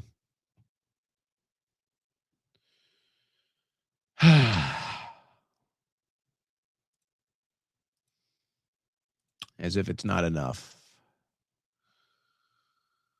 If you're a parent, this should make your stomach drop. Every year, millions of families across America proudly display school photos of their children on refrigerators and picture frames sent to grandparents and relatives across the country. But what most parents are never told, these school photos are taken by Life Touch, the largest school photography company in America, owned by Shutterfly, acquired by Apollo Global Management, co-funded by Leon Black, whose name appears in the Epstein files. So I can't.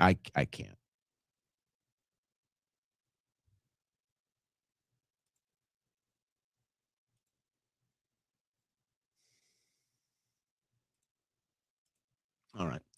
What is Israel up to? No surrender to Trump's dictate. Settlers cross into Gaza as hundreds of far-right Israelis hold event vowing resettlement. It was all an act. It was all fake. Oh, if Iran does this, we'll attack. And they probably will. If Israel goes into the West Bank, if Israel goes into Gaza, we'll stop them. No, they're not.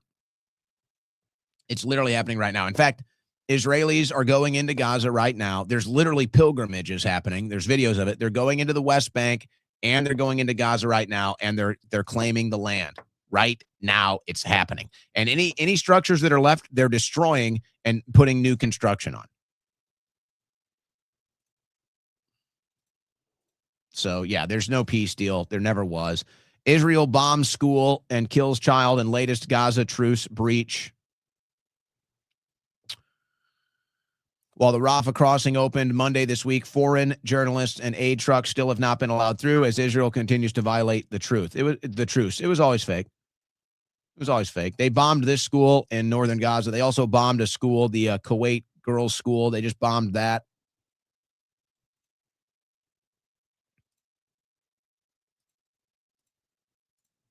U.S. secretly deporting Palestinians to West Bank in coordination with Israel. Palestinians arrested by ICE are being flown, bound, and shackled on private jet belonging to Israeli-American tycoon close to Trump. Investigation reveals. You might have heard about this one. So, yeah, they donated private jets to deport all of the Palestinians. I mean, that's how serious their interests are.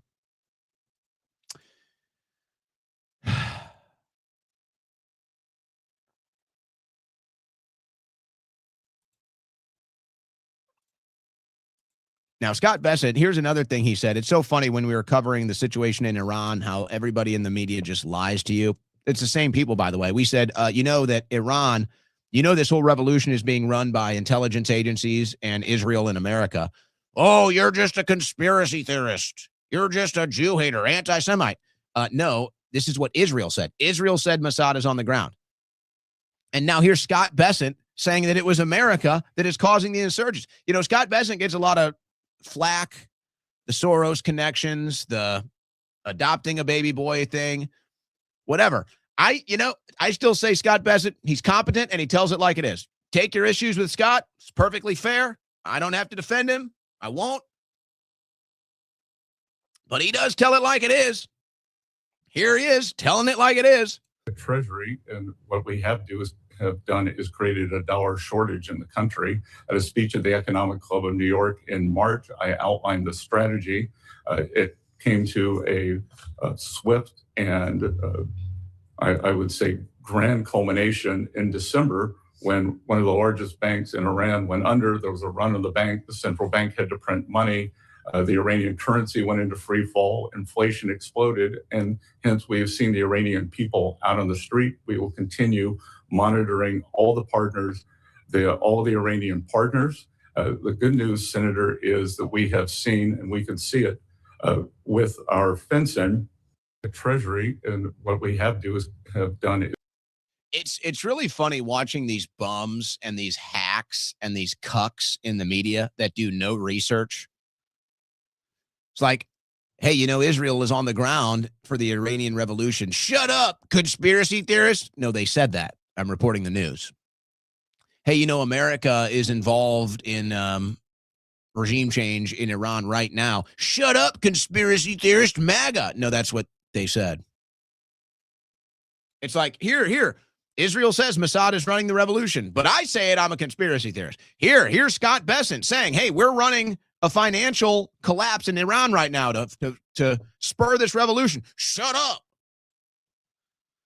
Oh, I'm sorry, guys. I'm sorry. I just got in a mood now. I have no tolerance for these people. I have no tolerance for these people in the media. I have no tolerance for these liars. I have no tolerance for these frauds. I have no tolerance for these people that are covering up child sex trafficking networks. I have zero tolerance for them today. None. I'm sick of them all. I'm sick of them attacking me. They are the liars. They are the frauds. They are the cowards.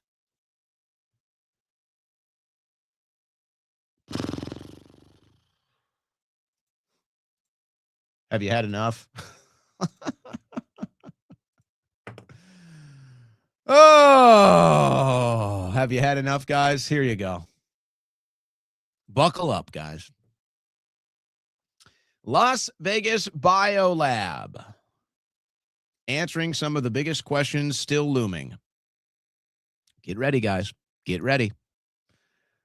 FBI and Las Vegas Metro Police uncovered multiple refrigerators and unknown liquids during a 3-day operation at a home on Sugar Springs Drive. Special Agent Christopher Del Zotto described finding multiple refrigerators, red and brown unknown liquids in gallon-sized containers and refrigerated vials with unknown liquids. Sheriff Kevin McKill said resources were mobilized from across Clark County, the city of Las Vegas, as well as our other state and federal partners. Let's see here. The investigation centers on Ori Solomon, an Israeli citizen. The investigation centers on Ori Solomon, an Israeli citizen and property manager who allegedly manages approximately 37 short-term rentals, including the house on Sugar Springs. Solomon, 55, faces charges of discharging and disposing of hazardous waste. Investigators are examining Sullivan's extensive relationship with property owners Jia Bin Zhu, as well as David He, Wang Xiao Yan. Zhu, currently in a California prison, allegedly made 6,900 calls, including 467 to Solomon. Now, folks, okay. By the way, when this story first broke, all the people that want you to blame China on everything, they all reported how it was Chinese. Now that it turns out that an Israeli was running the whole thing, all of them went silent. All of them. When they thought this was a Chinese biolab, they were all screaming at the top of the mountains. When it turns out an Israeli was running it, they all left the theater. They were all gone. Bye, not covering it anymore. If this was a Muslim that did this, you already know. But folks, this guy made thousands of calls. This is the guy, this is the bioterrorist, the Chinese guy who's in a prison. How is it that my calls, folks, my calls, I made one phone call in prison. I was in prison for speech. I was in a federal prison for speech. I made one phone call. And they threw me in solitary for 30 days because they monitored one phone call. The Department of Justice that put me in prison for speech was monitoring me to such a degree that I made one phone call and they took away all communications privileges and threw me in the hole for one phone call. That wasn't even consequential. It was just a phone call to a friend that I talked about how great God was and how thankful and blessed I am that got put on the air. So they put me in the hole. They put me in solitary confinement because the Justice Department, for one phone call, this guy, a bioterrorist, made thousands of phone calls, and including almost 500 to this guy who was running another illegal lab, and the Justice Department has no clue. They weren't monitoring his calls, nothing. And just for a little added context here, folks, when they called me in, okay, for my one bad phone call and put me into the hole, when they called me in, that officer was like, she was like, she knew something was weird. She knew something was weird. I could tell by her body language and the way she was kind of looking at me and talking to me. She knew that something was weird about this. And, you know, it wasn't like she was apologizing, but she was basically like, you know, I've never seen anything like this before. I've never had to arrest somebody before, because it's like you can get arrested in the prison, obviously. I got arrested in prison for a phone call. So, yeah, I got arrested in prison for a phone call. And she was basically like bug-eyed out, like, this is really weird. I've never had to arrest somebody for something like this before, but I got the calls from the higher up. I got to arrest you. You got to go to the hole. I got arrested, whole thing, stripped down, you know, whole thing. But this guy's out here making calls. They're not monitoring his phone. They're not monitoring his phone.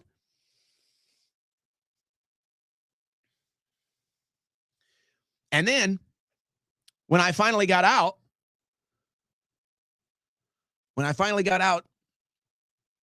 somebody pulled me aside, because there were a lot of allies, you know, where the good guys are out there, folks. The good guys are out there. There are good guys out there.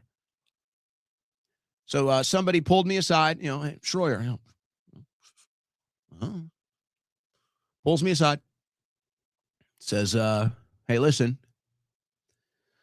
you didn't hear it from me. You've never even talked to me, but thought you might want to know that the call to put you in the hole came from up above, came from the very top. And I forget what I asked. In response, but he just shook his head and said, this conversation never happened. Oh, understood. And that was that. Folks, they put me in prison for speech. They then put me in the prison for a phone call. The first call I made, the Justice Department was so on top of me. The first phone call I made, they were spying on me. The first phone call I made, I get in there, I spend 7 days in solitary confinement. They release me. I make one phone call. The Justice Department spies on that phone call and then tells the prison to put me in prison for that phone call.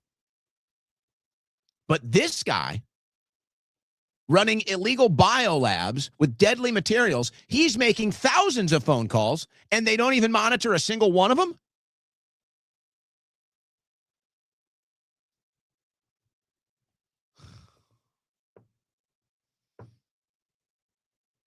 Crazy. Absolutely crazy. Dr. Jane Ruby reporting Trump signs $5.5 billion deal for next pandemic, while at the same time funding a new illegal gain-of-function bird flu lethal to mammals. Way to go, President Trump. Thank you so much. MAGA. Trump finances the next pandemic with $5.5 billion tax dollars, signs H.R. 7148 into law. Influenza is the only named pandemic virus, the same pathogen at the center of the U.S. gain-of-function experiments and vaccine development. Trump administration funding it again.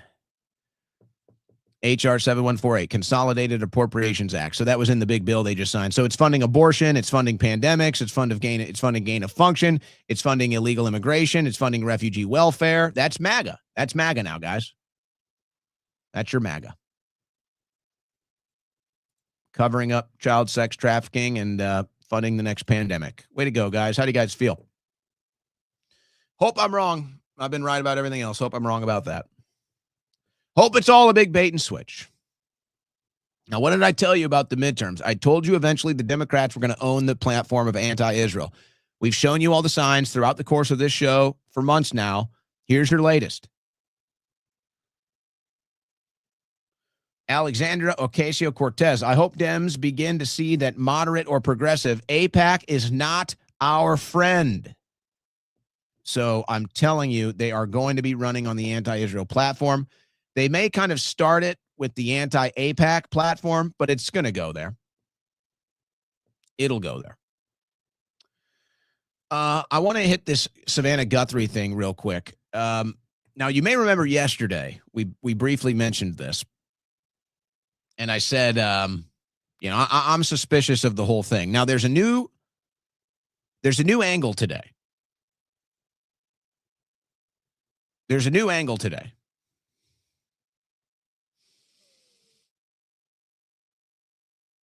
I'm sorry. There's a new angle today.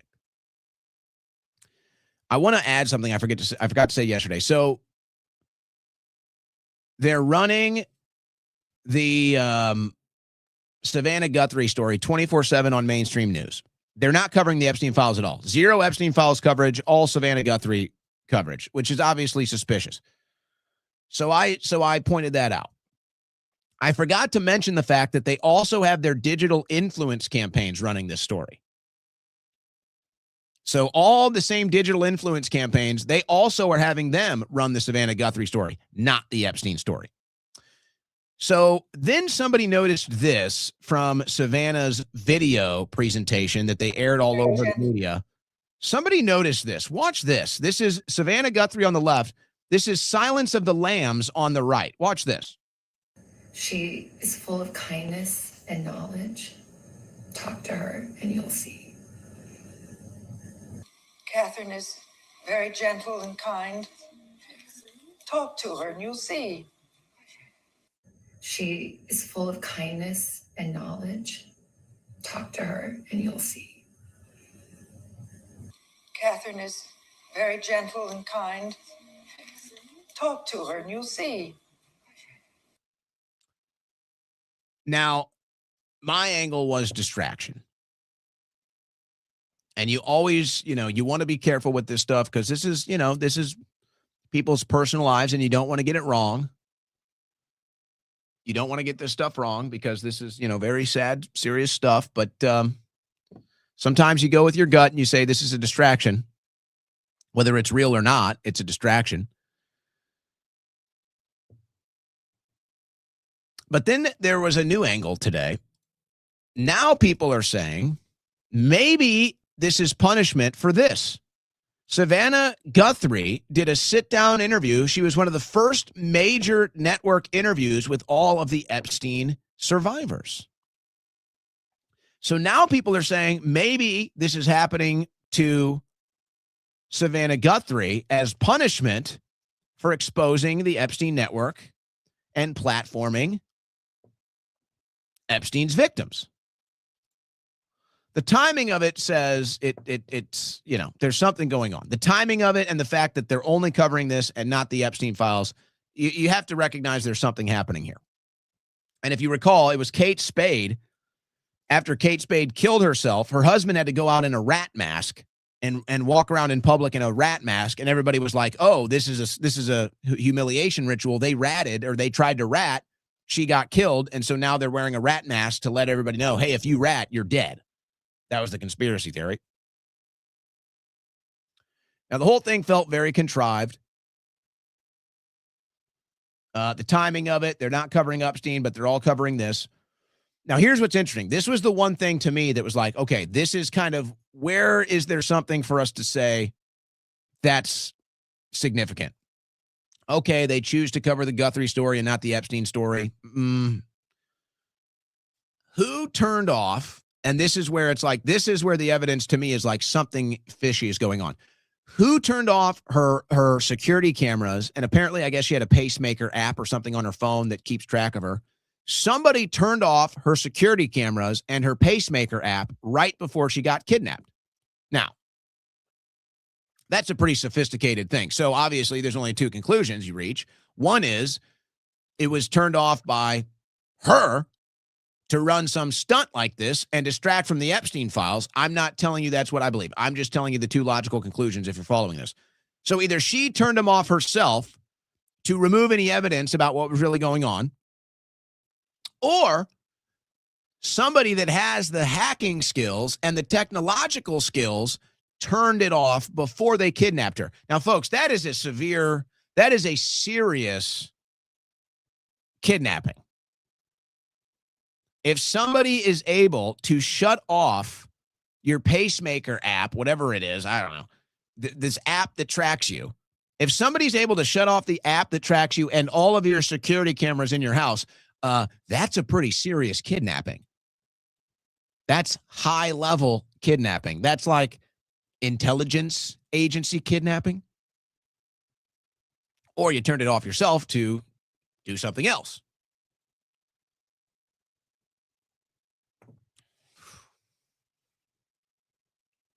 What a crazy time, huh?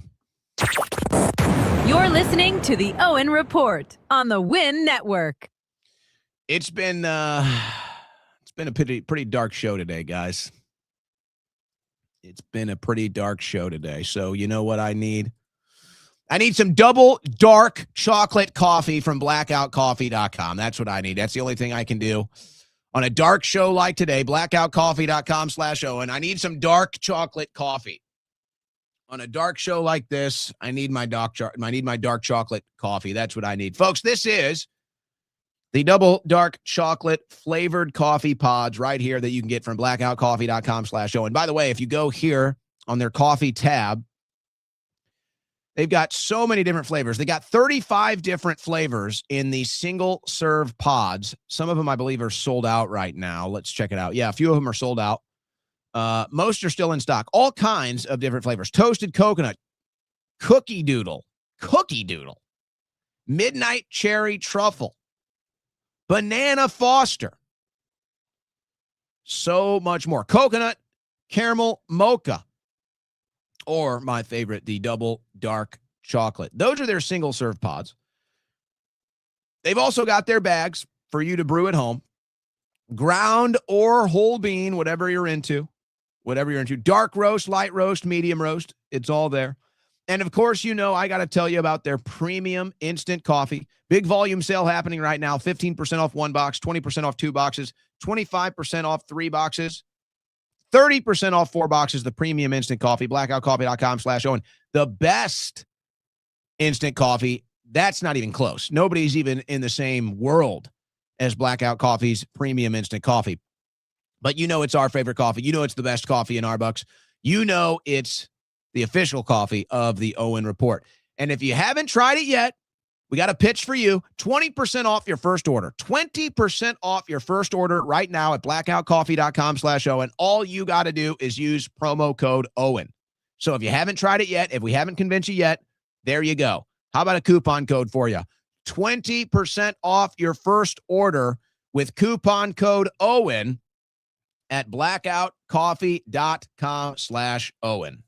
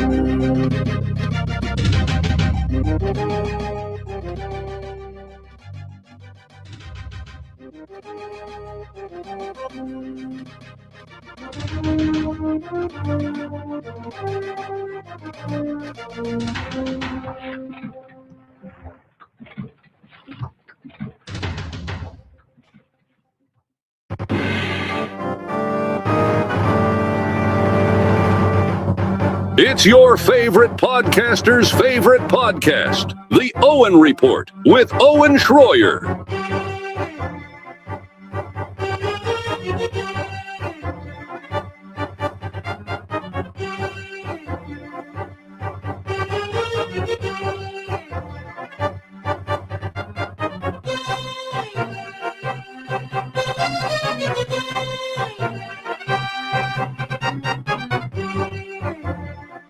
All right, guys. Let me jump ahead real quick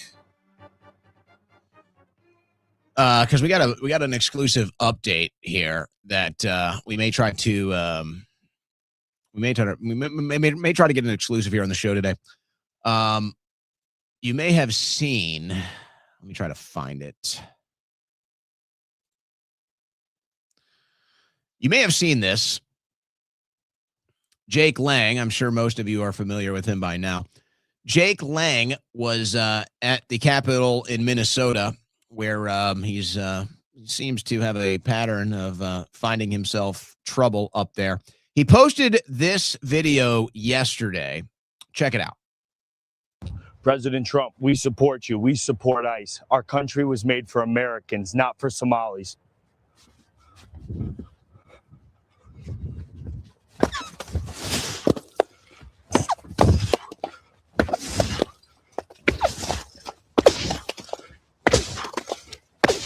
Pro-ICE, baby! America first, America only!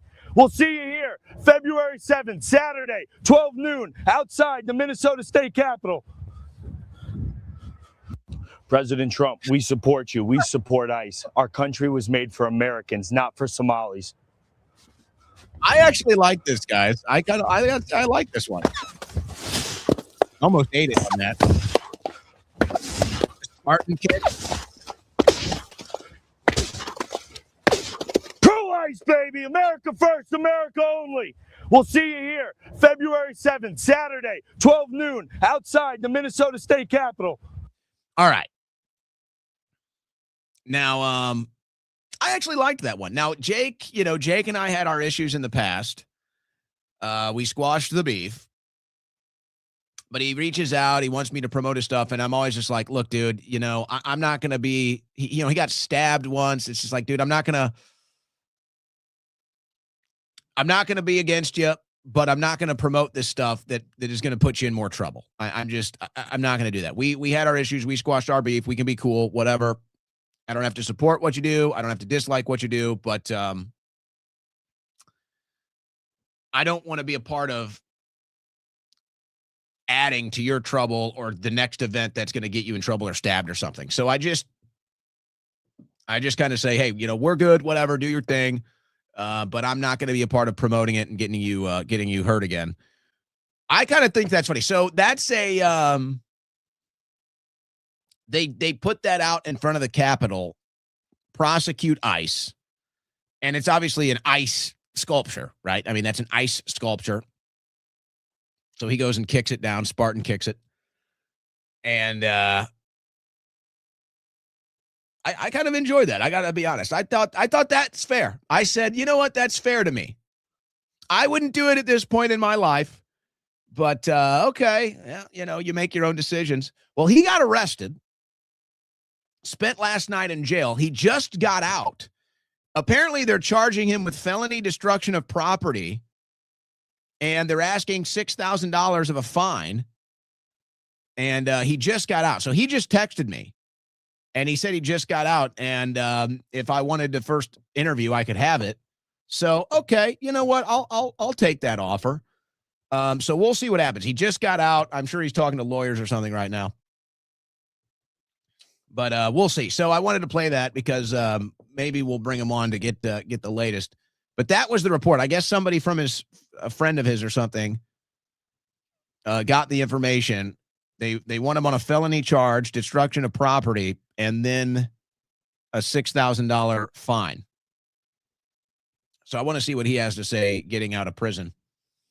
And I see the chats. I don't know why you guys have a problem with me getting this interview. I really don't. Some of y'all are getting way too purist. Some of y'all attacked a young girl yesterday. Do you not understand this? Guys, we need to win people over. Okay? That's what we're doing here. We're winning right now. We're winning hearts and minds. I don't have any problem. You guys can be suspicious of everybody. You guys can be suspicious of Priya. You don't have to like her. You can be suspicious of Jake Lang. You don't have to like him. I'm not telling you who to like and who to trust. I'm saying we're winning hearts and minds right now. And this is how you do it. You have the conversations. You bring the people on, especially when, they're young and they're figuring out, who they like, who they don't. Whatever, you people. This is why I can't read the chat. This is why I can't read the chat. You guys. Actually, I'm glad. I'm glad you guys are ripping me in the chat. Please. Actually, I need more of that, actually. This is actually good for me now. It's been a really dark show. We had to go to really dark places. This is actually good. I actually am enjoying the hate and the criticism in the chat now. This is actually a healing process. So actually keep it up, guys. Thank you for that. It's actually very calming now. So I actually like this now. Thank you, guys. Appreciate that. Bring the heat. Owen Bongino. That's funny. That's great. Give me your best insults. Let's just do like a roast Owen show. This is good, guys. I really appreciate that, actually. Thank you. Thank you. After a really heavy, dark show, for you guys to bring it back to ripping on me, that actually makes me feel good. That actually makes me feel good. I like that. I enjoy that, guys. Thank you. Now I can take a deep breath. Now I can take a deep breath. All right. Well, we'll see. We'll see. Like I said, he just texted me that in the break. And he said, do you want the first interview? So I said, okay. So we'll see what happens. We do have other stuff, though. We do have other stuff. Apegate. Apegate. The Israel report with Owen Schroyer. The Israel report with Rabbi Schroyer. I can't. I got to get out of the chats. I got to get out of the chats. I can't. This is getting too much. It's getting too much now, guys.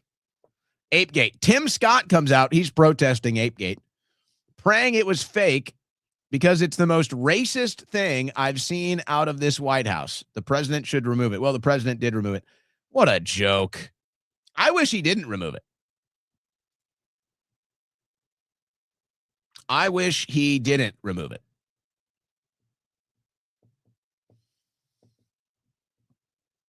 So it's racist now. The president's racist, and Tim Scott is piling on because of Apegate. No, I see your Rumble rant. I see your Rumble chats. You know what? Don't think you guys are pulling one over on me. I see everything. Okay? I see everything. And you know what? No matter what you think about Jake, don't you think it's a story? Folks, they're going to throw the book at him. I guarantee you. They are going to throw the book at Jake for breaking up frozen water. That's literally frozen water that was going to melt anyway. And they will throw the book at him And they won't even arrest people that burn down buildings in Minnesota. So to me, yeah, that's a story. No matter what you think about Jake, that's a story. And that's probably how it's going to go, by the way. No, I see you. I see all of you. I see all of you over there. I'm into the vortex of the chat. You know what, guys? I think I agree with Harvard Law Magazine here. Abolish the white race. You know, all of Jeffrey Epstein's friends that run Harvard that allowed this interview and this story to get published. What if it said abolish the goyim?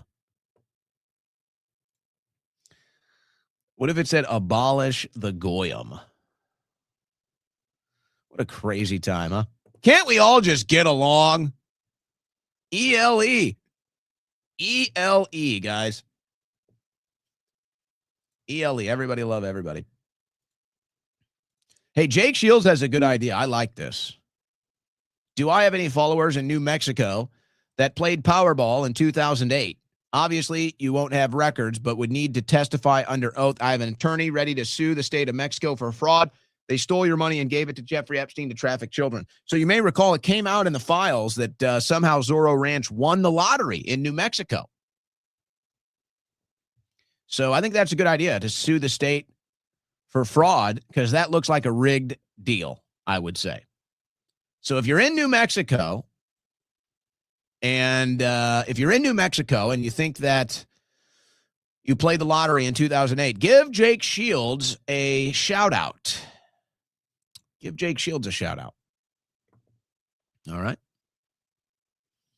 Yeah. I like that idea. All right. I told you yesterday that there was some noise, there were some developments in DC about Section 230. Well, look who stopped by today. Joseph Gordon-Levitt. And yes, guys. Yes.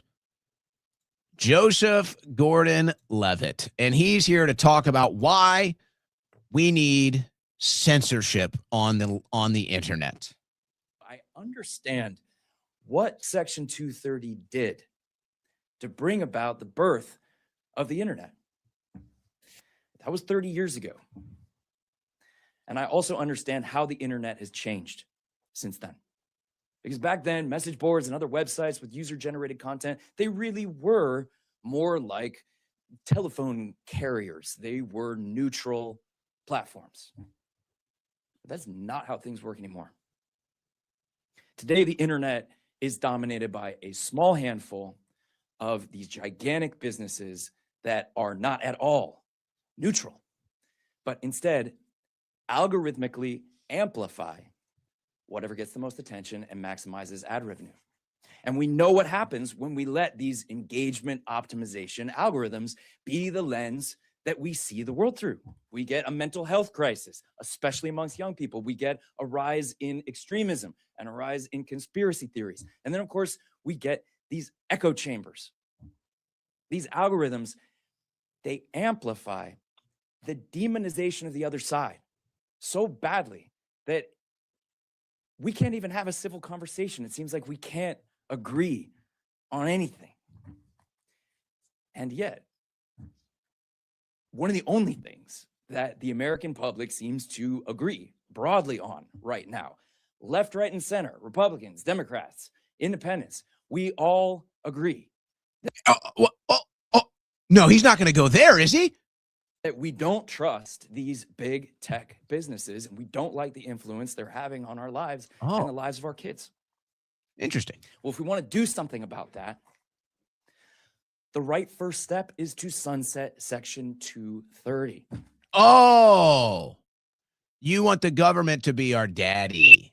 Gotcha. You're complaining about speech on the internet because you want government to be our daddy. Oh, that's so funny.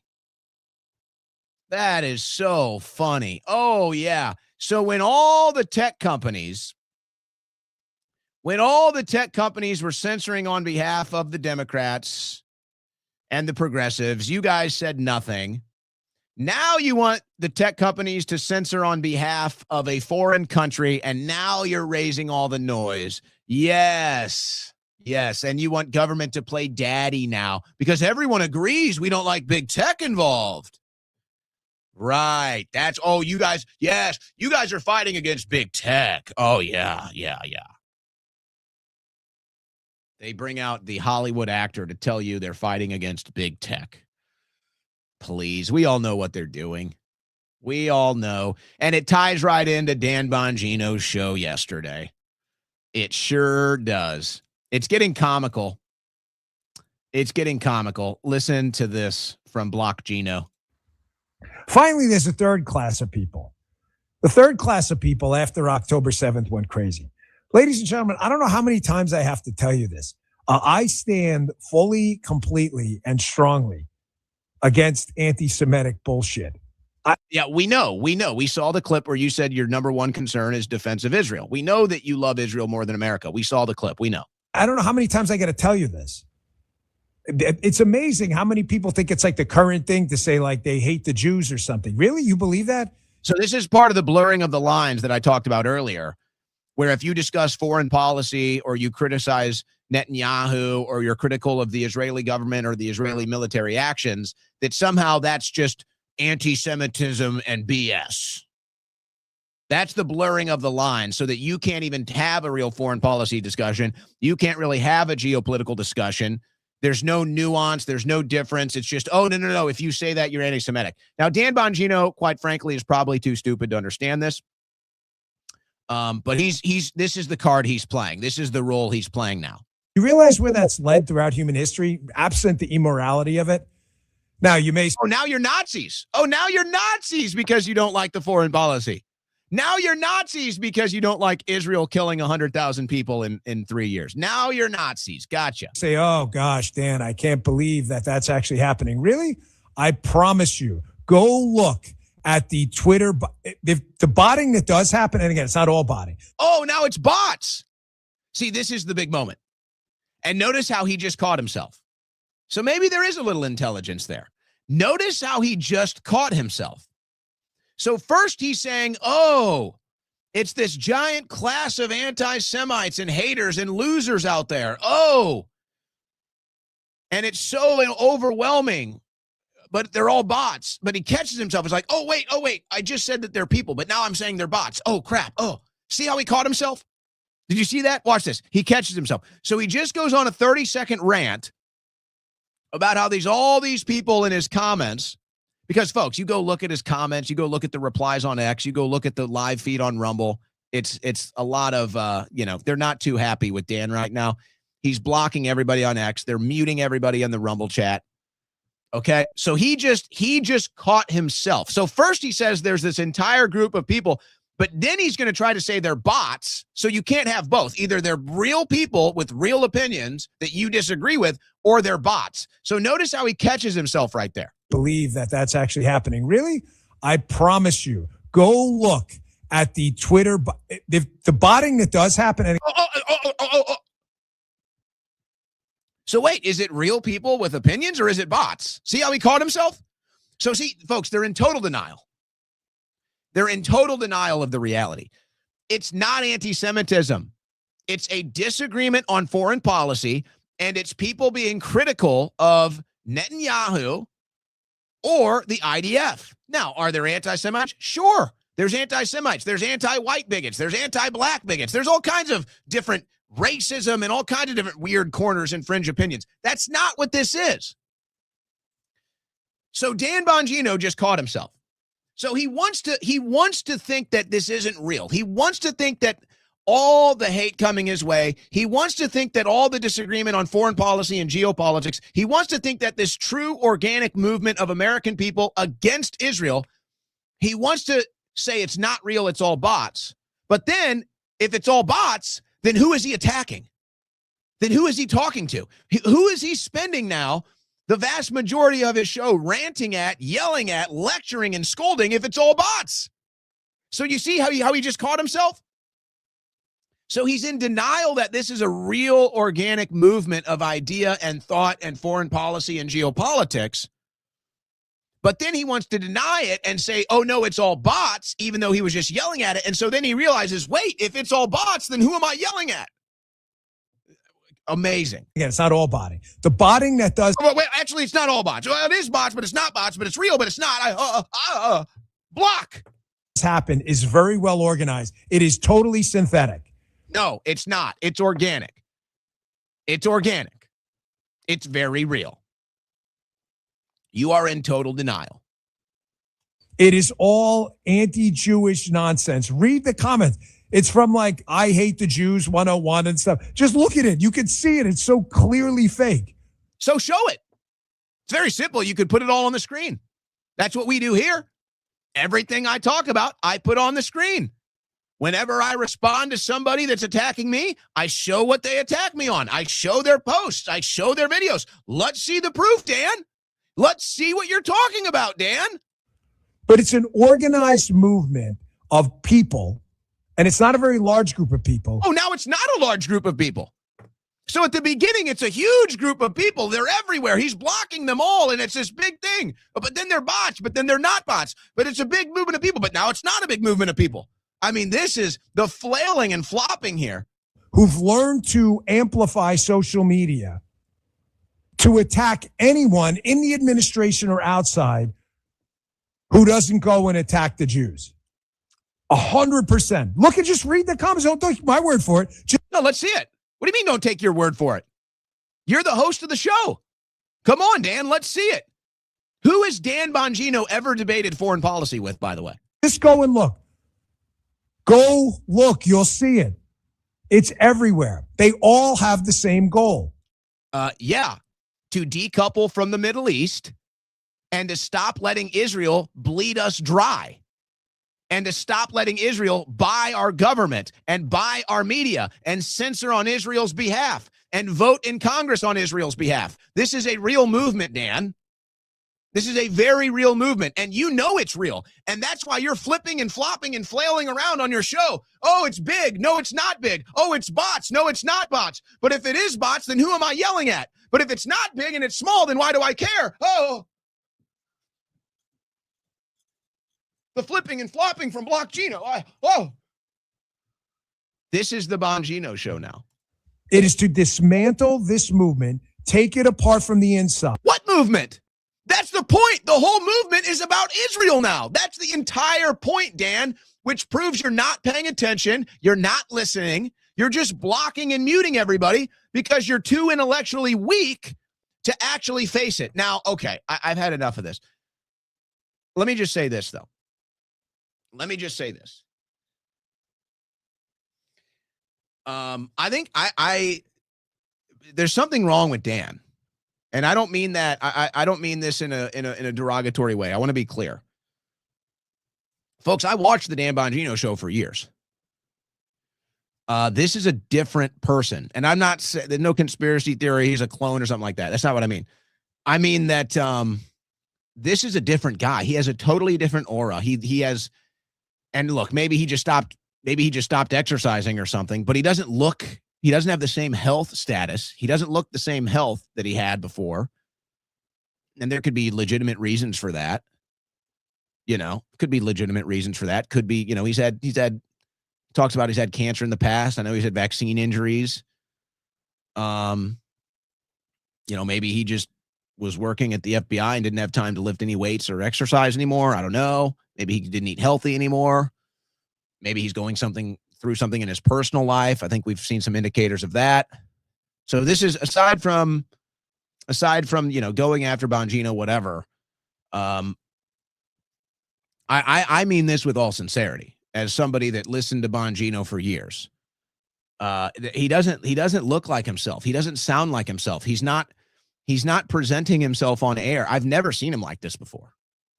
I have to tell you, I've never seen him like this. He looks feeble. He looks like he's lacking in swagger and confidence. And that's something, when you do a video show, when you do a podcast like this, audio and video, you got to have some level of aura and confidence and swagger. Like there has to be something there. Or you'll end up like Lex Friedman, like a slice of white bread. It's like, folks, he's like, it doesn't look good. Again, this is not derogatory. This is sincere. It's different now. It's different now. I don't know if there's enough blackout coffee in the world to fix that. I think Alex McCarthy said in the statements in the chat here, that's what happens when you sell out. Well, maybe that's it. Maybe it's DC sucking his soul out. So, hey, look, you know me. I don't, political disagreements, that's all good. I'm here for it. I'm here for debate. Let's have it out. But I'm telling you, as somebody that watched Dan for years, this is a different person now. Something's off. Something's off, guys. It's actually kind of it's kind of painful. It's kind of like, for somebody that supported Trump to watch what Trump has become.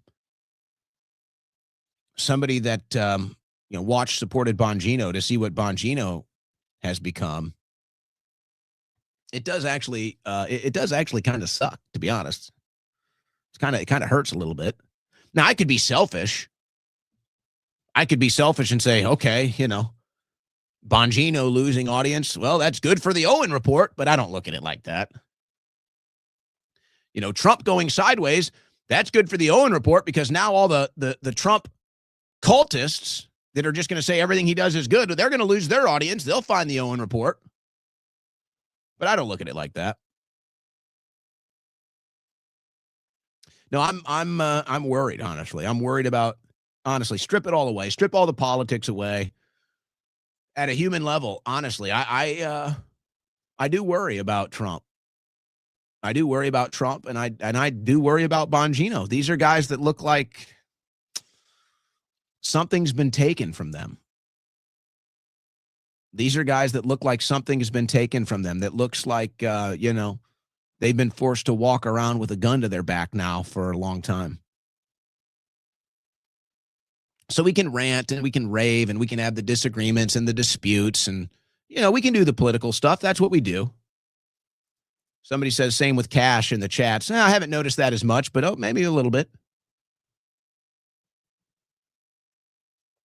But no, I see it as just a straight human element that just cares about humans that we've rode and died with. Our boys. I just see him now and I'm just like, man,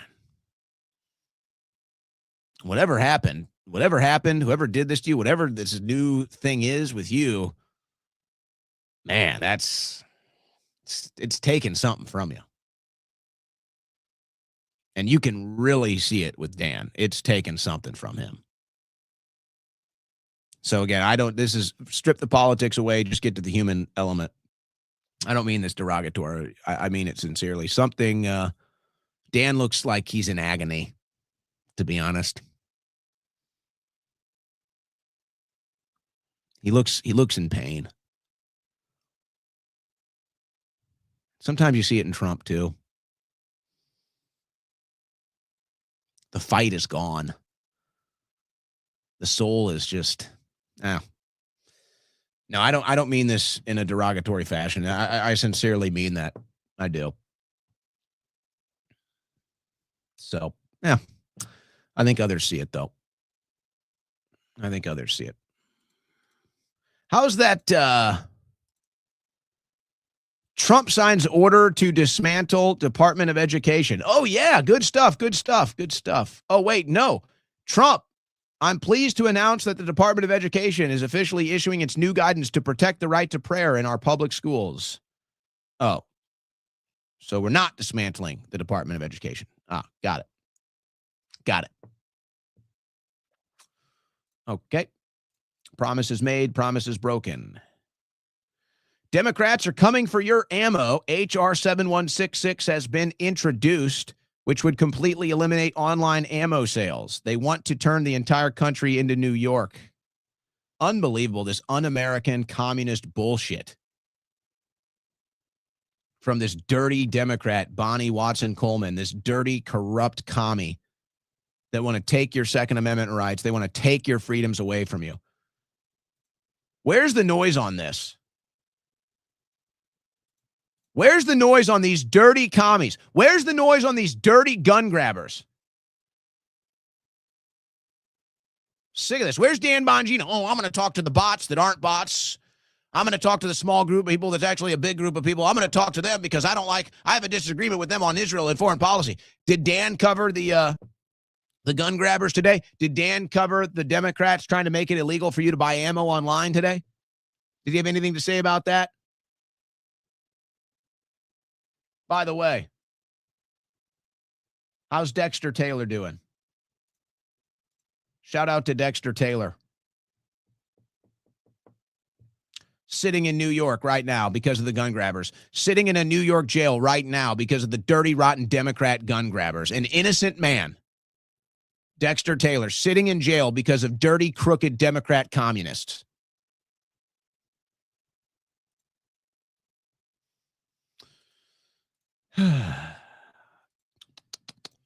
FedEx wins $2.2 billion federal contract, then lays off hundreds of American workers and hires hundreds of H-1B workers. Raj Subramaniam. That's who runs FedEx. Thanks. Thanks, Trump. Check this out. Royce White shared this. Royce Wright is running a great campaign in Minnesota right now, by the way. Royce White is running a great campaign, and he's running, I think it is his third campaign now. So this is a true blue. He's sticking to it. He's fighting through it. Big salute to Royce White. I wish I could vote for him. He shares this CNN clip. Guys, watch this. Take a look here. Favorite photo ID to vote. 85% of white people favor it. 82% of Latino. 76% of Black Americans favor it. So the bottom line is this. Voter ID is not controversial in this country. A photo ID to vote is not controversial in this country. It is not controversial by party, and it is not controversial by race. The vast majority of Americans agree with Nicki Minaj that, in fact, you should have a photo ID to be able to vote. So something of a non. Take a look here. Favorite photo ID to vote. So here's what's amazing about this. Why is the black number down lower than the rest? Why is the black number down here? That shows you how the Democrat propaganda works. Now, quite frankly, they'd love to see that number lowered. So it actually shows that it's really not working as they want. But that's what it is. That's what they do. Why would black people not want voter ID? Because the liberals, the progressives, and the Democrats trick them into thinking it's racist, and enough of them fall for it. But actually, that number's a lot higher than the Democrats would want it to be. So it's really not working. It's really not working. All right, let's see here, guys. Let's see. Do you guys want me to bring Jake on? He's texting me now. I think he already did an interview now, so I'm not getting the exclusive. Oh my gosh.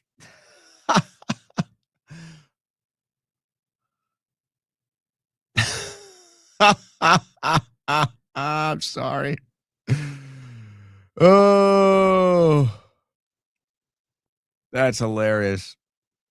If you know, you know, guys. If you know, you know.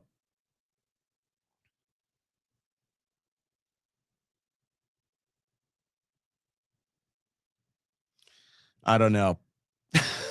If you know, you know.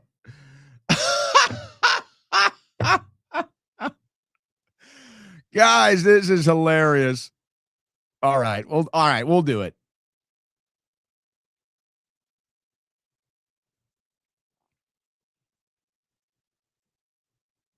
All right. All right. We'll do a quick one. We'll do a quick one. He did. He sent me. He just sent me something funny. He just made me laugh. So for that, we're gonna bring him on. I don't want him to say it on air, but if he does, he does. This is so funny.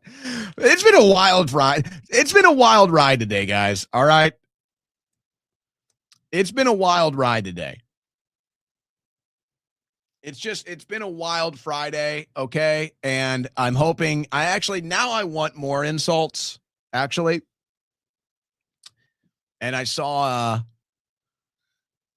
a lot of people, anything I can do, now that we're closing out the week, I'm digging. I'm searching for insults before we head into the weekend. I said that 2026 is the year of the trigger. Like, you guys it's great. You guys find anything to be triggered by. You're triggered by the Drudge Report. You're triggered by guests. You're triggered by my hair. What else can we do? What else can trigger you guys today? Some of you, I love this one. I think I might do a little joke video today, because people keep saying I'm in my garage, which I think is the funniest thing ever. Because it's like, okay, maybe people don't know what soundboards are, and they can't tell that the things behind me are just soundboards, just soundproofing. Okay, maybe I can understand that. And they say, look, Schroyer's in the garage, and he's so lazy that he doesn't even close it, and you can see the beam of light. Think about how dumb you are. So what? So I'm in a garage, and what? You pull the car in, and then it goes 3 feet down? Like, how dumb is that? Oh, yeah. Check out the garage door here, guys. This is the garage door, and this is the floor of the garage. So this is the driveway on the other side of this. This is the light of the sun. Yeah, 6 o'clock when there's no sun out. Like, the light never changes outside either. It's just always the sun beaming through. And this is the bottom of the garage door meeting the driveway with the sun beaming through at 6 o'clock at night in the middle of the winter. And they say, oh, he's in a garage. Yeah. And guys, when I pull my car in, there's just a 3-foot drop.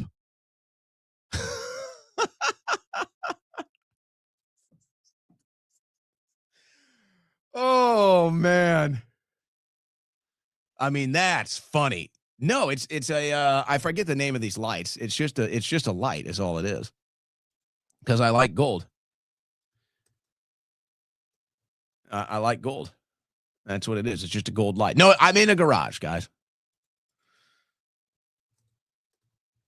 I'm in a garage. They caught me. I'm broadcasting from my rubber room. I'm broadcasting from my room at the insane asylum. These are actually padded walls. They'd let me out of the straitjacket 3 hours a day. I'm trying to cut a deal right now. I'm trying to cut a deal right now where we can get a trade, and we can put Laura Loomer in the insane asylum and have her in the rubber room, because I think she's the one that needs to be in the padded room. She seems to have completely lost it. Seems to have been a psychotic break. Maybe there always was. But they still have me, guys. I'm locked up in the rubber room. I'm in my garage with a 3-foot drop when you pull your car in. It's a really strange design. It's a really strange design, this garage I have here. I'm glad, guys. What else can we do? What else can we trigger people with? Is there anything, my mug? What about my blackout coffee mug? Anything here I can do? I don't know. I got hats. What if I put on a hat? You guys like my new shirt, by the way? Have you bought the new USA Elite shirt? Have you bought the new USA Elite shirt from owenschroyer.store? How about that? How about we plug my store? Will that trigger you? Look at this. Look at this. Look at how I cut off half of the TV monitor here, too. How unprofessional. How unprofessional. Owen Gino. Look at these. Some of these nicknames are pretty good. Owen Gino. I'm looking for the roasts today, guys.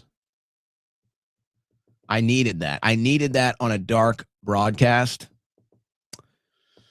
I needed the roasts today, guys. I needed you guys to roast me and make fun of me today. It was a very dark broadcast, and Owen Goyer. You can do better than that. Owenstein.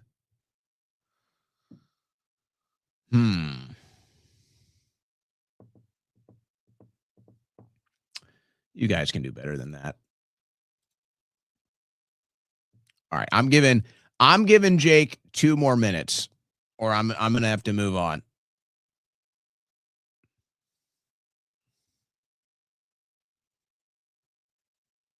That's it. I can't wait any longer.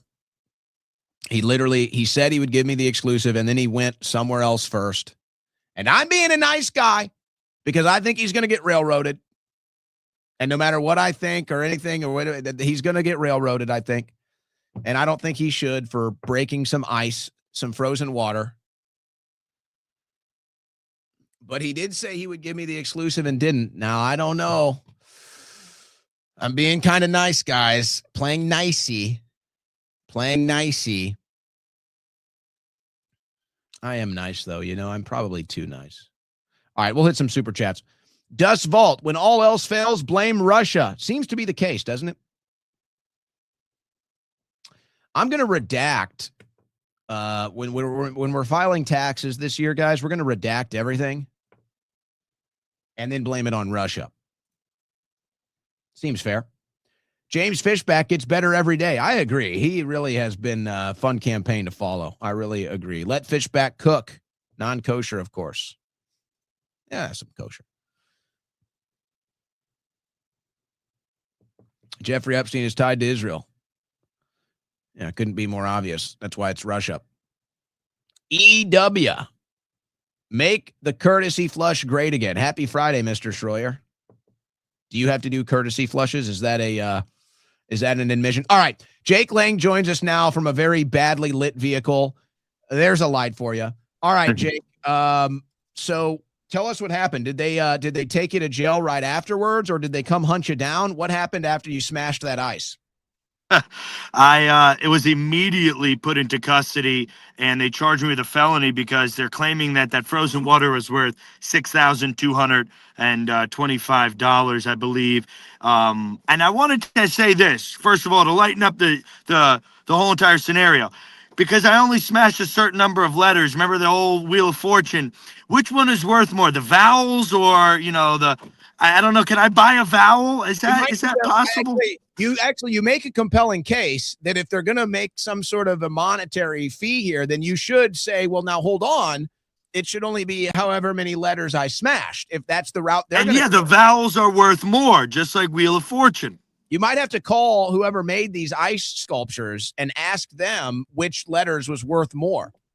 Well, to get things back on the serious note, when I read prosecute ICE, I think everybody knows what that means. That means execute ICE. That means they're open season. That means go after them and stop them. And that's exactly what Renee Good was trying to do. That's what that Antifa leader Kyle was calling to arms against ICE today. So I thought it was a moral imperative, a duty of mine, that I had to go and destroy that, or at least change it to say pro ICE, because at the Minnesota State Capitol, having a sign that says prosecute ICE is basically akin to saying defund the police, close down the prisons, anarchy, and kill ICE agents where you see them. I think that's what the average Antifa and, leftist Minnesotan thinks. If the Minnesota State Capitol has a sign outside it saying prosecute ICE, that means it's open season to obstruct, attack, and even kill ICE agents. That's what the messaging was. That's why I had to destroy that.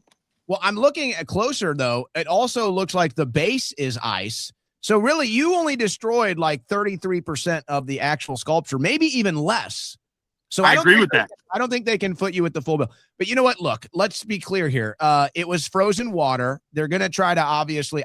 Here's my concern for you, Jake, and I've said this before. I don't like putting you in another position to get yourself hurt.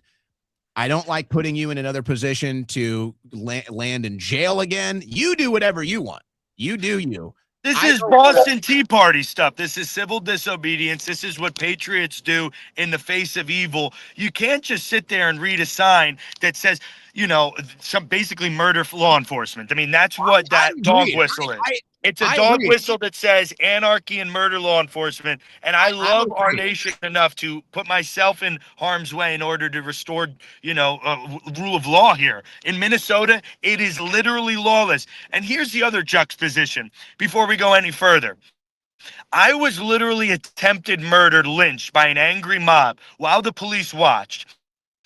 And hundreds of vehicles have been tagged fuck ICE, federal buildings, all of the ICE vehicles have been vandalized and faced dumpster fires all over the chop zone there. So there is massive rampant vandalism happening, massive rampant assaults happening on Christians, but yet they're going to try to put me in jail for 1 to 5 years. This is a felony vandalism charge that comes with a minimum 1 year if you're convicted, maximum 5 year. So if I'm convicted of charge without believe I was right, we're gonna take this situation in stride here. But really, I was right in what I did, and to take a plea deal is an admission of guilt spiritually.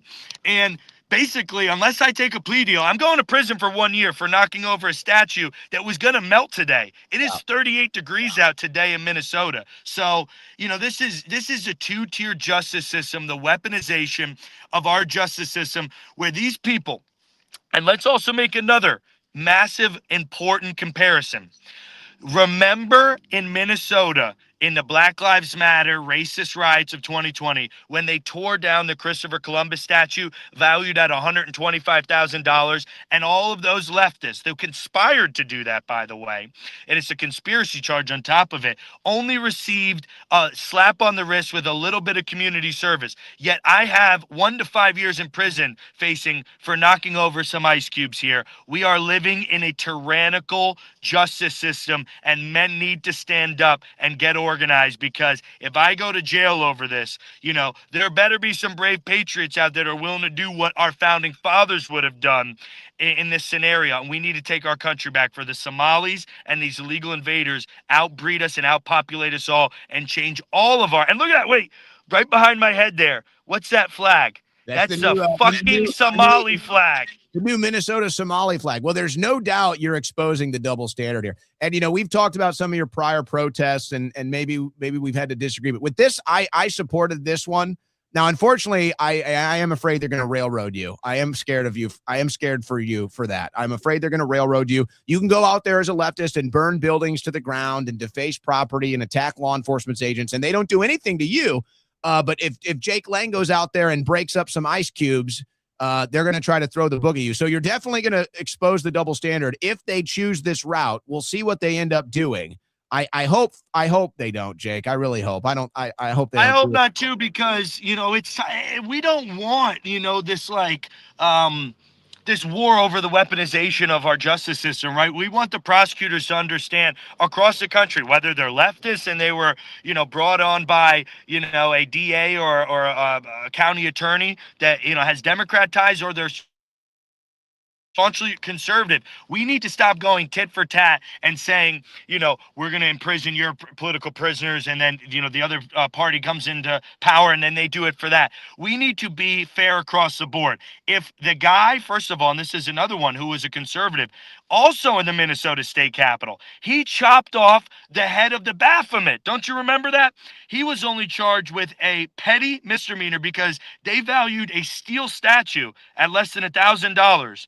And apparently ice cubes are now worth $6,250. So, we've seen them on both sides of the equation, for conservatives and for liberals, for, cutting up. First of all, the guy's a hero for chopping off the head of the Baphomet statue, but they also pulled down Christopher Columbus, and pretty much everybody got a slap on the wrist. Now, the guy did get a misdemeanor charge. He does have a criminal record, and I don't know what the results of that were, as far as if it was community service or 30 days in prison or a fine, but I can almost guarantee you, with the way that things are in 2026 now, and this frantic, desperation from Tim Walz and Ilhan Omar and these rabid Marxist Democrats here, that they're going to try to do the old J6 railroading on me and try to get me in prison for 1 to 5 years. But I pray that they look at this for what it was. This was a political demonstration, an artistic expression of mine, to alter another piece of art, to change what was basically an overt call to violence against ICE officers into a pro law enforcement message. So I hope that they are willing to drop the case, because honestly, that's the only thing that is. Well, you know what? I would say don't even answer this question for legal purposes. Don't even answer this question. I'll just pose it, because to me, they just left ice out. Whoever this was just left pieces of ice out. There's nobody guarding it. There's nobody claiming it's theirs. I don't believe it's government property. Don't comment on this on my show. I don't want to get you in any trouble. Don't comment on this. I'm just saying this. I love some good trouble. No. We don't want you in prison again, Jake. I'm just saying, if somebody goes out there and if somebody makes ice in their freezer and then leaves it on the steps of a Capitol building, this shouldn't even be a crime. But okay. Well, basically, I mean, this is the crime. Knocking down a snowman with a message. You're going to throw somebody in prison for 5 years. I mean, it's literally just frozen water that is going to melt away whenever the sun. And so this is another thing. Are they going to charge the sun with the felony of melting? Because I will now have a cellmate, and it will be the burning sun, who also was trying to deface and felony vandalism of those ice cubes. I saw the sun. I was a witness. The sun put you up to it. Yeah. The sun was there. He was beating down upon. I mean, it was a vicious assault that the sun did upon this art installation. And I am now calling for the arrest of the burning ball of fire that our Lord God and our Savior Jesus Christ had put in the sky. I demand the sun be arrested for felony charges today. Well, I wonder who they're even going to, like, who is even the plaintiff? Who is the plaintiff going to be? But see, here's my thing. We live in there's the organization is called like Command of Operations. Apparently, they're not even from America. They paid a local government. It's not even a government. It's not even a state entity. No, it's not. It was somebody that was permitted to. So this is my question. All right, so these people don't like ICE. That's a governmental institution, right? Let's say, for example, I don't like firefighters or school teachers. Can I permit the Minnesota State Capitol to have an ICE sculpture that says arrest school teachers or arrest firefighters? Like, I mean, it's another governmental institution. What line do we draw of disparaging our uniformed men and women? What if I just put up say prosecute EMTs? Am I allowed to do that? I mean, it's essentially the same thing. They're emergency responders, ICE, law enforcement officials. Can I permit the Minnesota State Capitol and put something so egregious and something so filthy as prosecute EMTs or arrest school teachers? I mean, some of the school teachers in Minnesota do deserve to be arrested for this trans bullshit, but regardless, it's the same messaging. What line do we draw that the capital of one of America's greatest states is going to be desecrated with, prosecute or execute ICE? It doesn't make sense to me why somebody didn't destroy it earlier, that I had to be the guy coming in, from Florida to do it. Minnesotan patriots, where are you? Are you going to let your capital be desecrated with Marxist nonsense trying to kill your law enforcement agents that are trying to save our country from the scourge of white replacement? Well, they better drop these charges, because look, we live in a land of justice, not a land of laws. So it's like, all right, whatever. They arrest you for defacing property that somebody left behind. It's a brick of water. Okay, fine. They arrest you but drop the charges. Okay. They arrested you. You spent some time. There's no need for anything further. That's justice. Okay. Well, they did.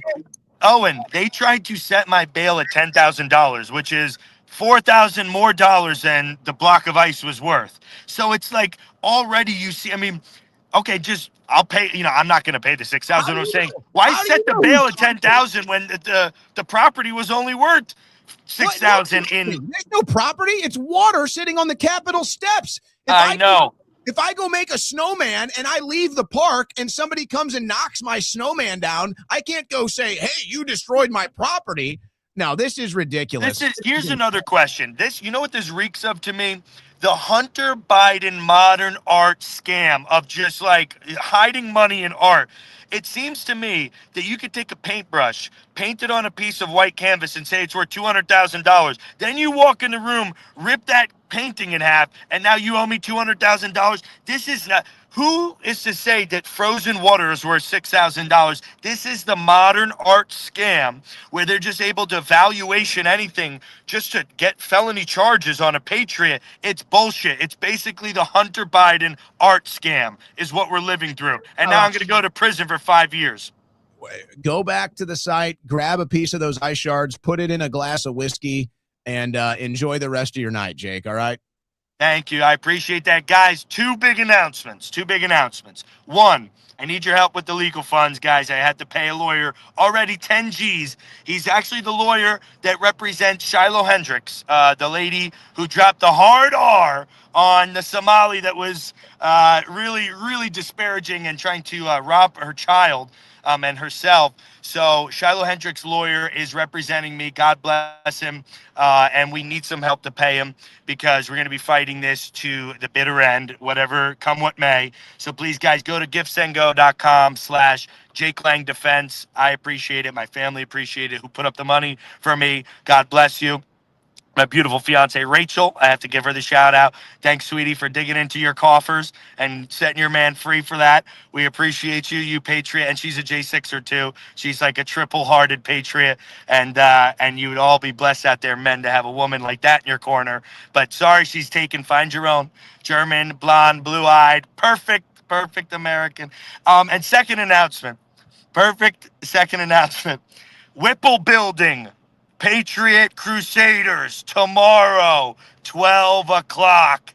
The insurgency stops. I will be at the Whipple Building, the ICE headquarters in Minnesota, tomorrow, 12 noon, for a press conference. Patriots, come prepared. I'll see you there.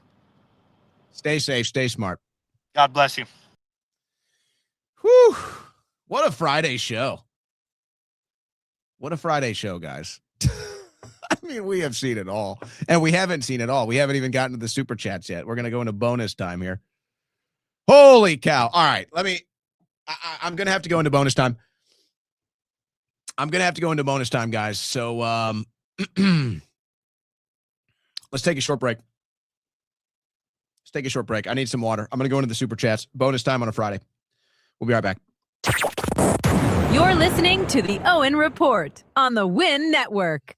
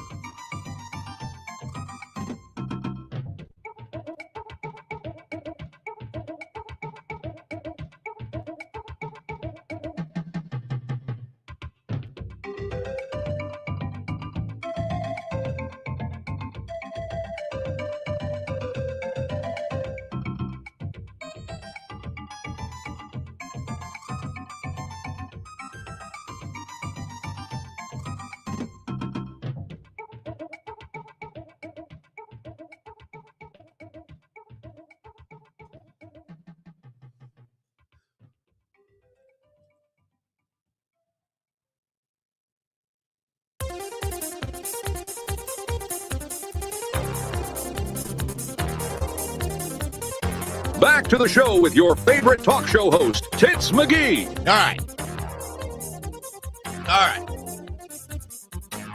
Whew.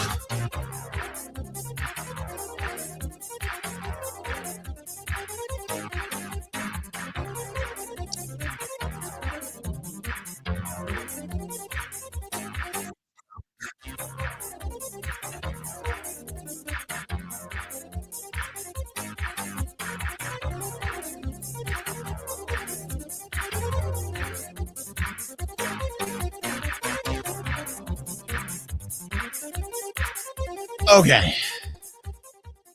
All right. Well, we are now officially in overtime here. We're officially in bonus time. We are in the bonus. We're going to get into your super chats now. Oh my gosh. We got 100 super chats to get to. We're going to have to pile drive, guys. I can't be here too much longer. Quite a show. Huh? Man. Quite a show. I think we've seen and done it all today. Truth Social, shitty version of Twitter. I'm not on there, but it sounds like that's accurate. Boomer Slop. AE Slops X is best slop. It's a slop factory out there. Tucker Carlson is going to lose us the midterms. Mike Adams already has it saved on his AI. We're talking about the Epstein files. They're trying to delete the original ones that they've re-redacted twice or more. Libertarian Goth. Doesn't it make you mad they're deflecting Epstein to being Russia connected? You should protest like a French woman about it. Oh, very well played. Touche. Yeah. I'll do the bonus. Do you want me to do bonus with my shirt off, guys? Oh, yeah. It's going to be like that, huh? It's going to be like that, isn't it? That's a good effort, though. I like the way you played that card. I do. I give you credit for that. It almost made me think about popping it off, but I need to sell these T-shirts, all right? Somebody's got to sell them. But, yeah, that's why I did the show with that headline today. Let's get the He's Alive ticker to 95%, Owen. Well, I'm at 75% now, so it's trending that direction. By the way, let me look, because I haven't looked. Hey, why aren't my Olympics on? The Olympics should be on. What's going on here? Some bull crap. How do we close today? What is going on? What is going on with the markets right now? Hold on a second.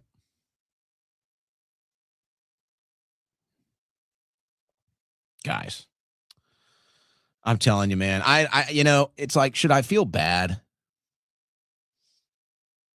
Should I feel bad because I take advantage of the rigged stock markets? It's an honest question. It's an honest question. I mean, what did I tell you guys? I said, as soon as you see action in Iran, that means the stocks are going to go up. As soon as I saw that oil fire in Iran, I bought my stocks. I'm not even going to say. Should I feel bad, though? Because it was like, they're just so rigged, man. Honestly, part of me thinks it might have even been a sign. Part of me thinks somebody just lit that oil facility on fire as a sign of, hey, guys, go buy the stocks. We're bumping today. We're pumping today. Because, I sold everything. I got totally out. And then I saw that fire. I bought it all strategically back up, and it's so rigged. It's just so rigged. No, you guys get your coffee from blackoutcoffee.com/Owen. Welcome to Electric Boogaloo. YouTube censors comment of name/initials plus alive. Really? Huh. Yair Netanyahu lives in Miami as a podcaster. He has a podcast? I didn't know he had a podcast. Maybe he can have Fish back on as a guest. Putin was right about everything. It's quite a statement. Restraint of Putin will be written about for ages. Cornelius Westernmost, great work on your Ask the Doctor show. Oh, and this week's episode was particularly phenomenal with the deep dive with Dr. Ben Tapper into Epstein, Gates, bioengineering, cancer, and vaccines. We've got Dr. Diaz next Thursday. This is going to be an episode focusing mostly on women's health, mostly on expecting mothers and pregnant women. He's an expert, and newborn health as well, infancy health. So that's coming next week. You're trying to get me in trouble. Fishback hasn't signed up for Grindr yet. Owen's Mechanic. We got a new one here today. This war raging been since Barabbas, like a scorned woman and her judge. There is a reason it's passed down through the mother and created feminism. Owen should wear 1930s Hugo Boss. It's probably pretty expensive these days. My Latina girlfriend was a Catholic schoolgirl. We all know the Red Hot Chili Pepper song. Rob Dew's song was right. A Rob Dew shout out. I'm pretty sure that's her account.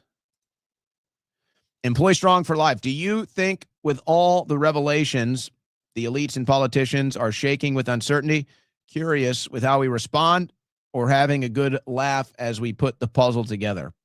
Probably all of the above. Look, I do think there is a level of panic because of the awakening. I do believe that. And I think they're going to react to that and do something drastic.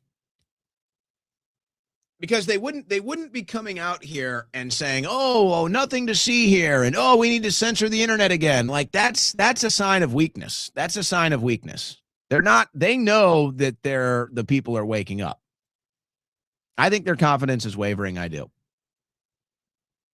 Any Bible scholars out there? Genesis 12:13 says to bless Israel, confused in the context. Also, Bongino says he only states facts. Epstein is dead.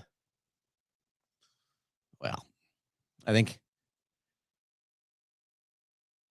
we all feel a certain way about Bongino these days. Destiny Resendez appears Latina. Yeah, I believe she is. Follower since InfoWars. Appreciate you, Owen. Thank you, Video Junkie 91.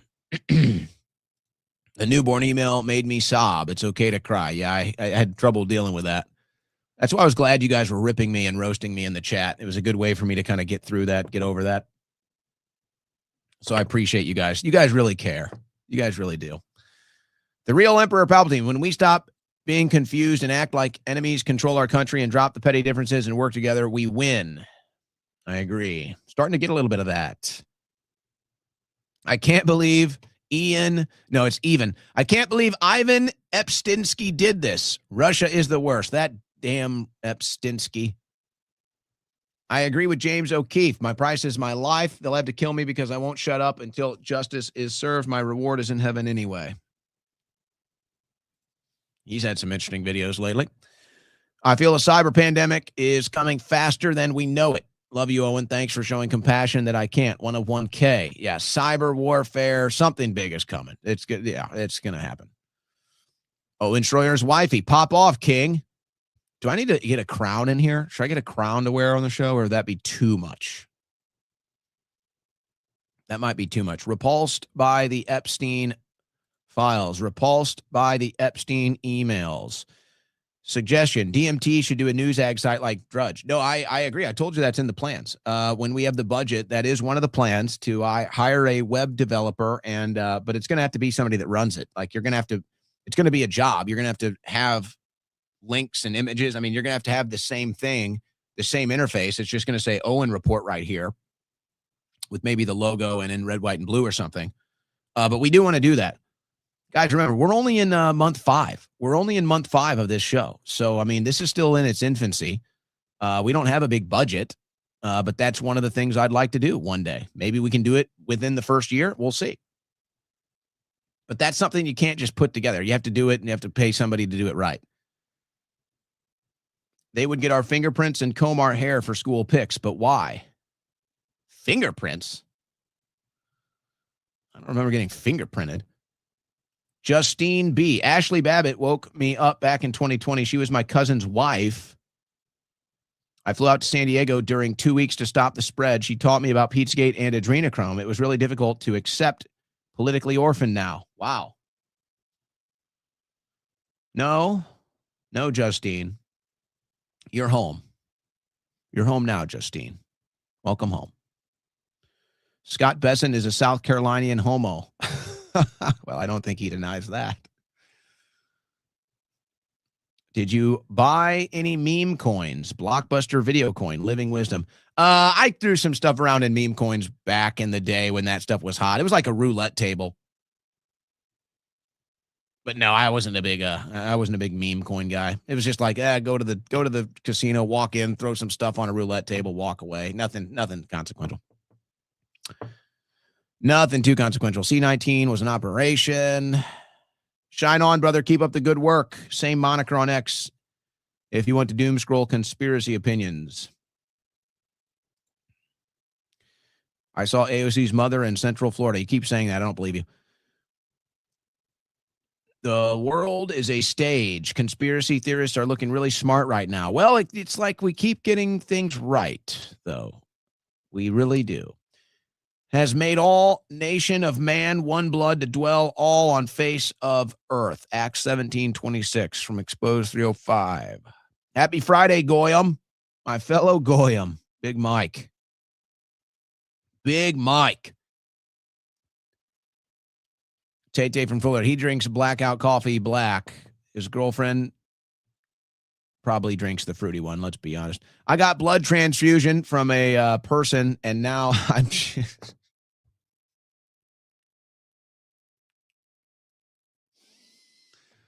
What's the policy on that? What's the policy on that? Are they allowed to do that? How does that? That's too much for me. That's too much for me on a Friday bonus time. I can't handle it. May have to revisit that. LA Patriot. Next Level Labs conducted an independent study on the snow in Texas. The lab found high levels of aluminum, barium, strontium, lead, mercury. I believe this testing might be accurate. Yeah, we covered that on the show. People were attacking us over that. It was so weird. We talked about that yesterday with Stein, actually. Yeah, don't believe your own lying eyes about that snow. And then, even the science when they tested it. Yeah, forget that. The white whale. Glad you showed raw emails. Boomers sent youth to war over 9/11. People protest ICE, but silent on Epstein. Moral focus follows spectacle, not weight. Oh, it's a total distraction from Epstein. Total distraction. Priya Patel is friends with Emily Saves America. I'm also friends with Emily. And we're going to have her on, too. By the way, because the other thing, I'd never talked to Priya before. I talked to Emily. We're friends, so it'll be a better interview than somebody when you're just talking to them for the first time and there's like no rapport and you're just figuring it out. But we'll have Emily on. She's not afraid of the controversy or the hate. Fake Jake. She has pythons for arms and maybe one in her pants as well. Who are we talking about here? Big Mike? Oh, I see Tay from Florida is a big fan of Joseph Gordon-Levitt, huh? Yeah. Block Gino confirmed broadcasting out of Old Burger King. Pull my hair tonight. I had a rough day. Oh, I'm sorry, babe. I hope we helped you out. Woke right equals every inconvenient truth is bots. Yeah. Well, that's actually a good point. Because remember, that's what the left used to say when they would lose these debates and they'd have all these negative stuff in their replies. Oh, it's all bots. It's all bots. Yeah, now the right is doing that. It's the woke right, same as the woke left. It's really just people that are brainwashed. There's people that are brainwashed on both sides. That's all it is. No, Bongino regrets taking the COVID vaccine. He's talked about that. If Musk is so great, he should be funding Massey's campaign. Just saying. Let's keep an eye on that. Let's keep an eye on that because last year, Elon Musk said he would fund Thomas Massey's campaign. He did say that last year. It'll be interesting to get some follow-up because I think Musk's politics are way more closely aligned with Massey's, but, he's got the personal relationship with Trump, so we'll monitor that. We'll be monitoring that. Bad Boy Channel, Dan Bongino is full of it. Apartment Studio Dan versus old BK Studio Dan. Is he in an apartment? I wonder about that. His old studio was at his house. I'm telling you guys, I'm not trying to be mean. I'm worried maybe he's got some issues in his personal life. Maybe that's why he doesn't broadcast from home anymore. I don't know. Jeter's gift basket. Dan Bongino licks the windows on the short bus. Well, maybe at one point in time. Red light, meat, and pizza. Doesn't Dan seem so different since he left his show last year? Like he got brainwashed. His mannerisms and gestures seem different. Also, did you see Eric Dickerson's NFL halftime bash? I did not see Eric Dickerson's halftime bash. I haven't been following anything about any of that. I don't do outside the line stuff. I like watching sports every once in a while. I like the NFL. But I don't know anything about Eric Dickerson's halftime bash. I will be honest. But yes, I agree with Dan. That was a lot of what we were saying today. Block Gino used to have a gym equipment sponsor. I remember that. But I don't know what sponsors you. I don't listen to his show anymore, so I have no idea. DC literally sucks your soul out of your body. It could be that simple. It could be that simple. Cash Patel had his way with Bonds Bussy. I don't even want to know. I don't. Jordan's Bentleys. Thank you. Block Gino has Catter, Dilly, Levin, and Shapiro. Well, that's a real rough and tough team, isn't it? You know what? Of all of them, Block Gino is probably the star player. That's why they're so glad to have him on their side now. Oh, what a nightmare. What a disaster. What a disaster. You need to have Dan Bongino on. I want a front row. He has me blocked. I got the Dan Block Gino card, but everybody has that card. So it's like, hello, Trump wants to move on from Epstein. He doesn't know that God won't move on. Well, these people don't understand we are not moving on. So it doesn't really matter. We're not moving on. And the more Trump tries to tell us to move on, the worse he looks. Tucker, Candace, and Owen all made it through the sorting. Yeah, well, there's quite a sorting happening right now. Ain't that the truth? Just chilling. Here is some money. Us Goyimers got to stick together. Goyimer.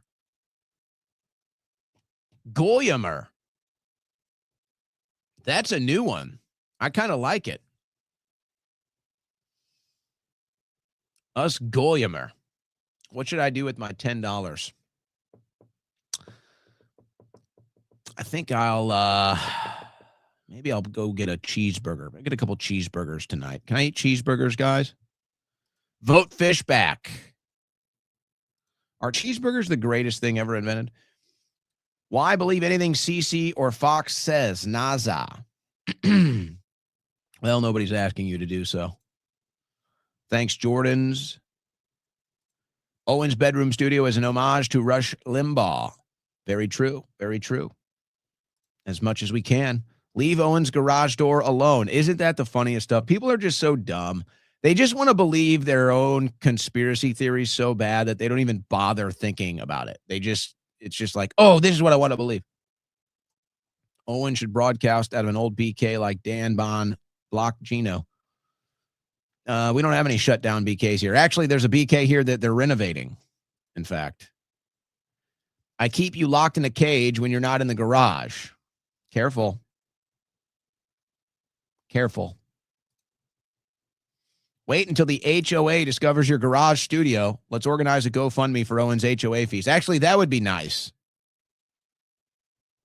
That would be nice. My HOA is out of control. Stu Peters interview over Jake Lang interview. Well, we did the Lang interview. I've also done a Stu Peters interview. I was just on his show a couple weeks ago. 100% Mossad or CIA. Yeah, I disagree. Oh, my gosh. Oh, my gosh. Well, he should play that card. If he wore a mask and goggles and umbrella, he would be set free. He needs to act like them and loonies, and it would be fine, all right? Well, there's a level to that.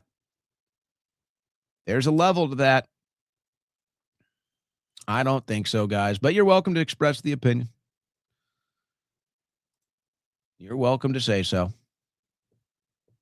We'll see. A felony was promised him 3,000 years ago from Matt.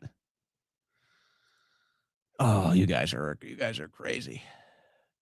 America's favorite rock star, Kid Rock, is being scrutinized for his questionable lyrics in his song Cool Daddy Cool. Very sus. I'm sure I know the song. I can't think of the lyrics. But yeah, I mean, Devil Without a Cause, Kid Rock. I mean, come on. That song is great, though. Let's be honest. It's a great album.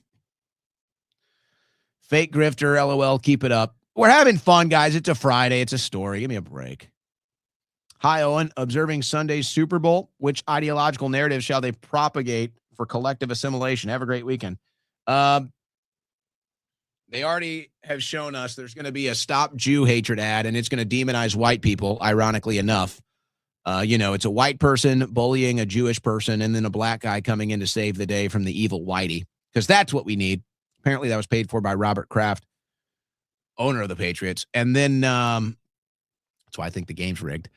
That's why I have the Patriots, even though I think Seattle's the better team. Seattle might be it might be a too big to rig situation. That does happen because the players want to win. I think the players want to win. But no, Seattle, I think, is the much better team right now. I'm just kind of betting on a rig, I have to say. And I've had the Patriots since day one on the long shot, so that's what I'm just sticking with my guts on. I do know there's going to be a Pokemon 30th anniversary commercial, too. How about that? Little scoop for you. How come there are videos of Nick Fuentes outside the Capitol telling people to go in and didn't go to jail, but they sent you to jail for the opposite? Fed? I don't think so. He's answered that question a million times. I'm not going to answer that. I don't even want to get into that. But I will say this. And this isn't about Nick. I could comment on You have to understand this. Nick is one of probably 20 or 30 members of the media that were there that day that did not get arrested. Okay? So let's just give fair coverage here. There were dozens of members of the media there, some of which even went into the Capitol and did not get arrested. Okay? So let's just be fair. You can think whatever you want. Nick has had to answer the question. I can talk about my case. Now, I will say I did get a little more pissed, though. I did get a little more pissed over the course of today and last night with Todd Blanche saying, oh, there's nothing in these emails. There's nothing to investigate. There's nothing to prosecute. You know, they threw me in prison for speech, and then they threw me in solitary confinement for speech. And these bastards are out here talking about the most diabolical, evil stuff, clearly illegal. And he says there's nothing there. It's outrageous. It's totally outrageous. But I don't do the thing. I could easily put some chip on my shoulder. I could easily make some case about this. Like, why am I the only one? I've already said it was clearly selective prosecution. Clearly it was selective prosecution. Clearly I was politically targeted. Obviously, I was put in prison for my speech. The Department of Justice politically targeted me to put me in prison. Clearly, there's no debate about that. No debate. But I don't play the game of, all of these other people should have gone to prison, because they shouldn't have gone to prison either. Nobody should have gone to prison. I shouldn't have gone to prison. But I don't play that angle. I'm not going to say, look at all the other members of the media that were there or went in the building and all this other stuff. Why me? I think they targeted me because I am the only one who goes and disrupts their hearings and calls them treasonous right to their face. I'm the only one who gets right in all their protesters' face. I'm him.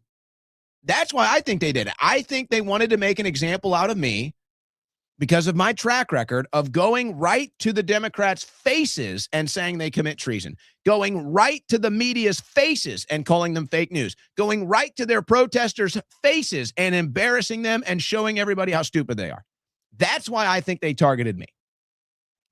Because they wanted to take me out of the field, and they wanted to discourage anybody that dare try to mimic what I do. That's why I believe they targeted me. They want to say, if you're going to be like Schroyer and you're going to go right to the Democrats, right to the protesters, right to the media and get right in their face and tell it to their face, we're going to target you. That's what I think it was about. And then they told you, they said it in the speech. They said it in the hearing that they're putting me in jail for my speech. Look up Eric's interview about halftime. Oh, I think I might know what you're talking about, but I don't want to get it wrong. Wasn't he like ripping on the halftime shows? Wasn't Eric Dickerson ripping on the halftime shows? I don't want to get that wrong, but I think that's what you're talking about. This guy really likes his girlfriend, guys. Texas Real, get out of that storage unit. Yes, I am in I'm in an undisclosed storage unit that provides me enough electricity to run the show. Don't forget our spicy picnic this weekend. What do you have planned for me, babe? What do you got planned? Pats won all their Super Bowls under Republicans. Really? All of them? All 6 of them? No way. No. They had to win a Super Bowl under Obama. I don't think so. They had to at least win one. Nick Fuentes said all the victims were legal age and Epstein has aura. Epstein was based. I've seen some of that, but again, I don't play the game of having to answer for what other people say. So he can answer the questions. Oh, you're not going to watch Bad Bunny and Green Day, huh? Well, you're not American. Actually, Bad Bunny isn't American. I mean, at least Green Day is American. I mean, look, Green Day is a punk rock band. Yeah, they're kind of lunatic anti-Trumpers, but at least it's like American punk rock, right? I mean, at least it's American punk rock. At least they've put out some good hits. I mean, it's like Green Day. It's like I can kind of, And now Trump is like, I really don't care anymore about it. So it's like, I don't need to defend Trump anymore. So now it's like, all right, whatever. They're anti-Trump. It's like, fine. They went a little far with it at times, but it's like, whatever. Now Trump is the establishment. So it's like, yeah, now if you want to be anti-establishment, you're anti-Trump. So now it's kind of just hits different. You know, it just hits different now. I'm staying in the storage unit. Texas Real 007. I'm staying in the storage unit at least for now. But we'll put that into a savings account. We'll put that in a Trump account. How about that? See if we can't get out of this damn closet. Get out of my garage. Oh!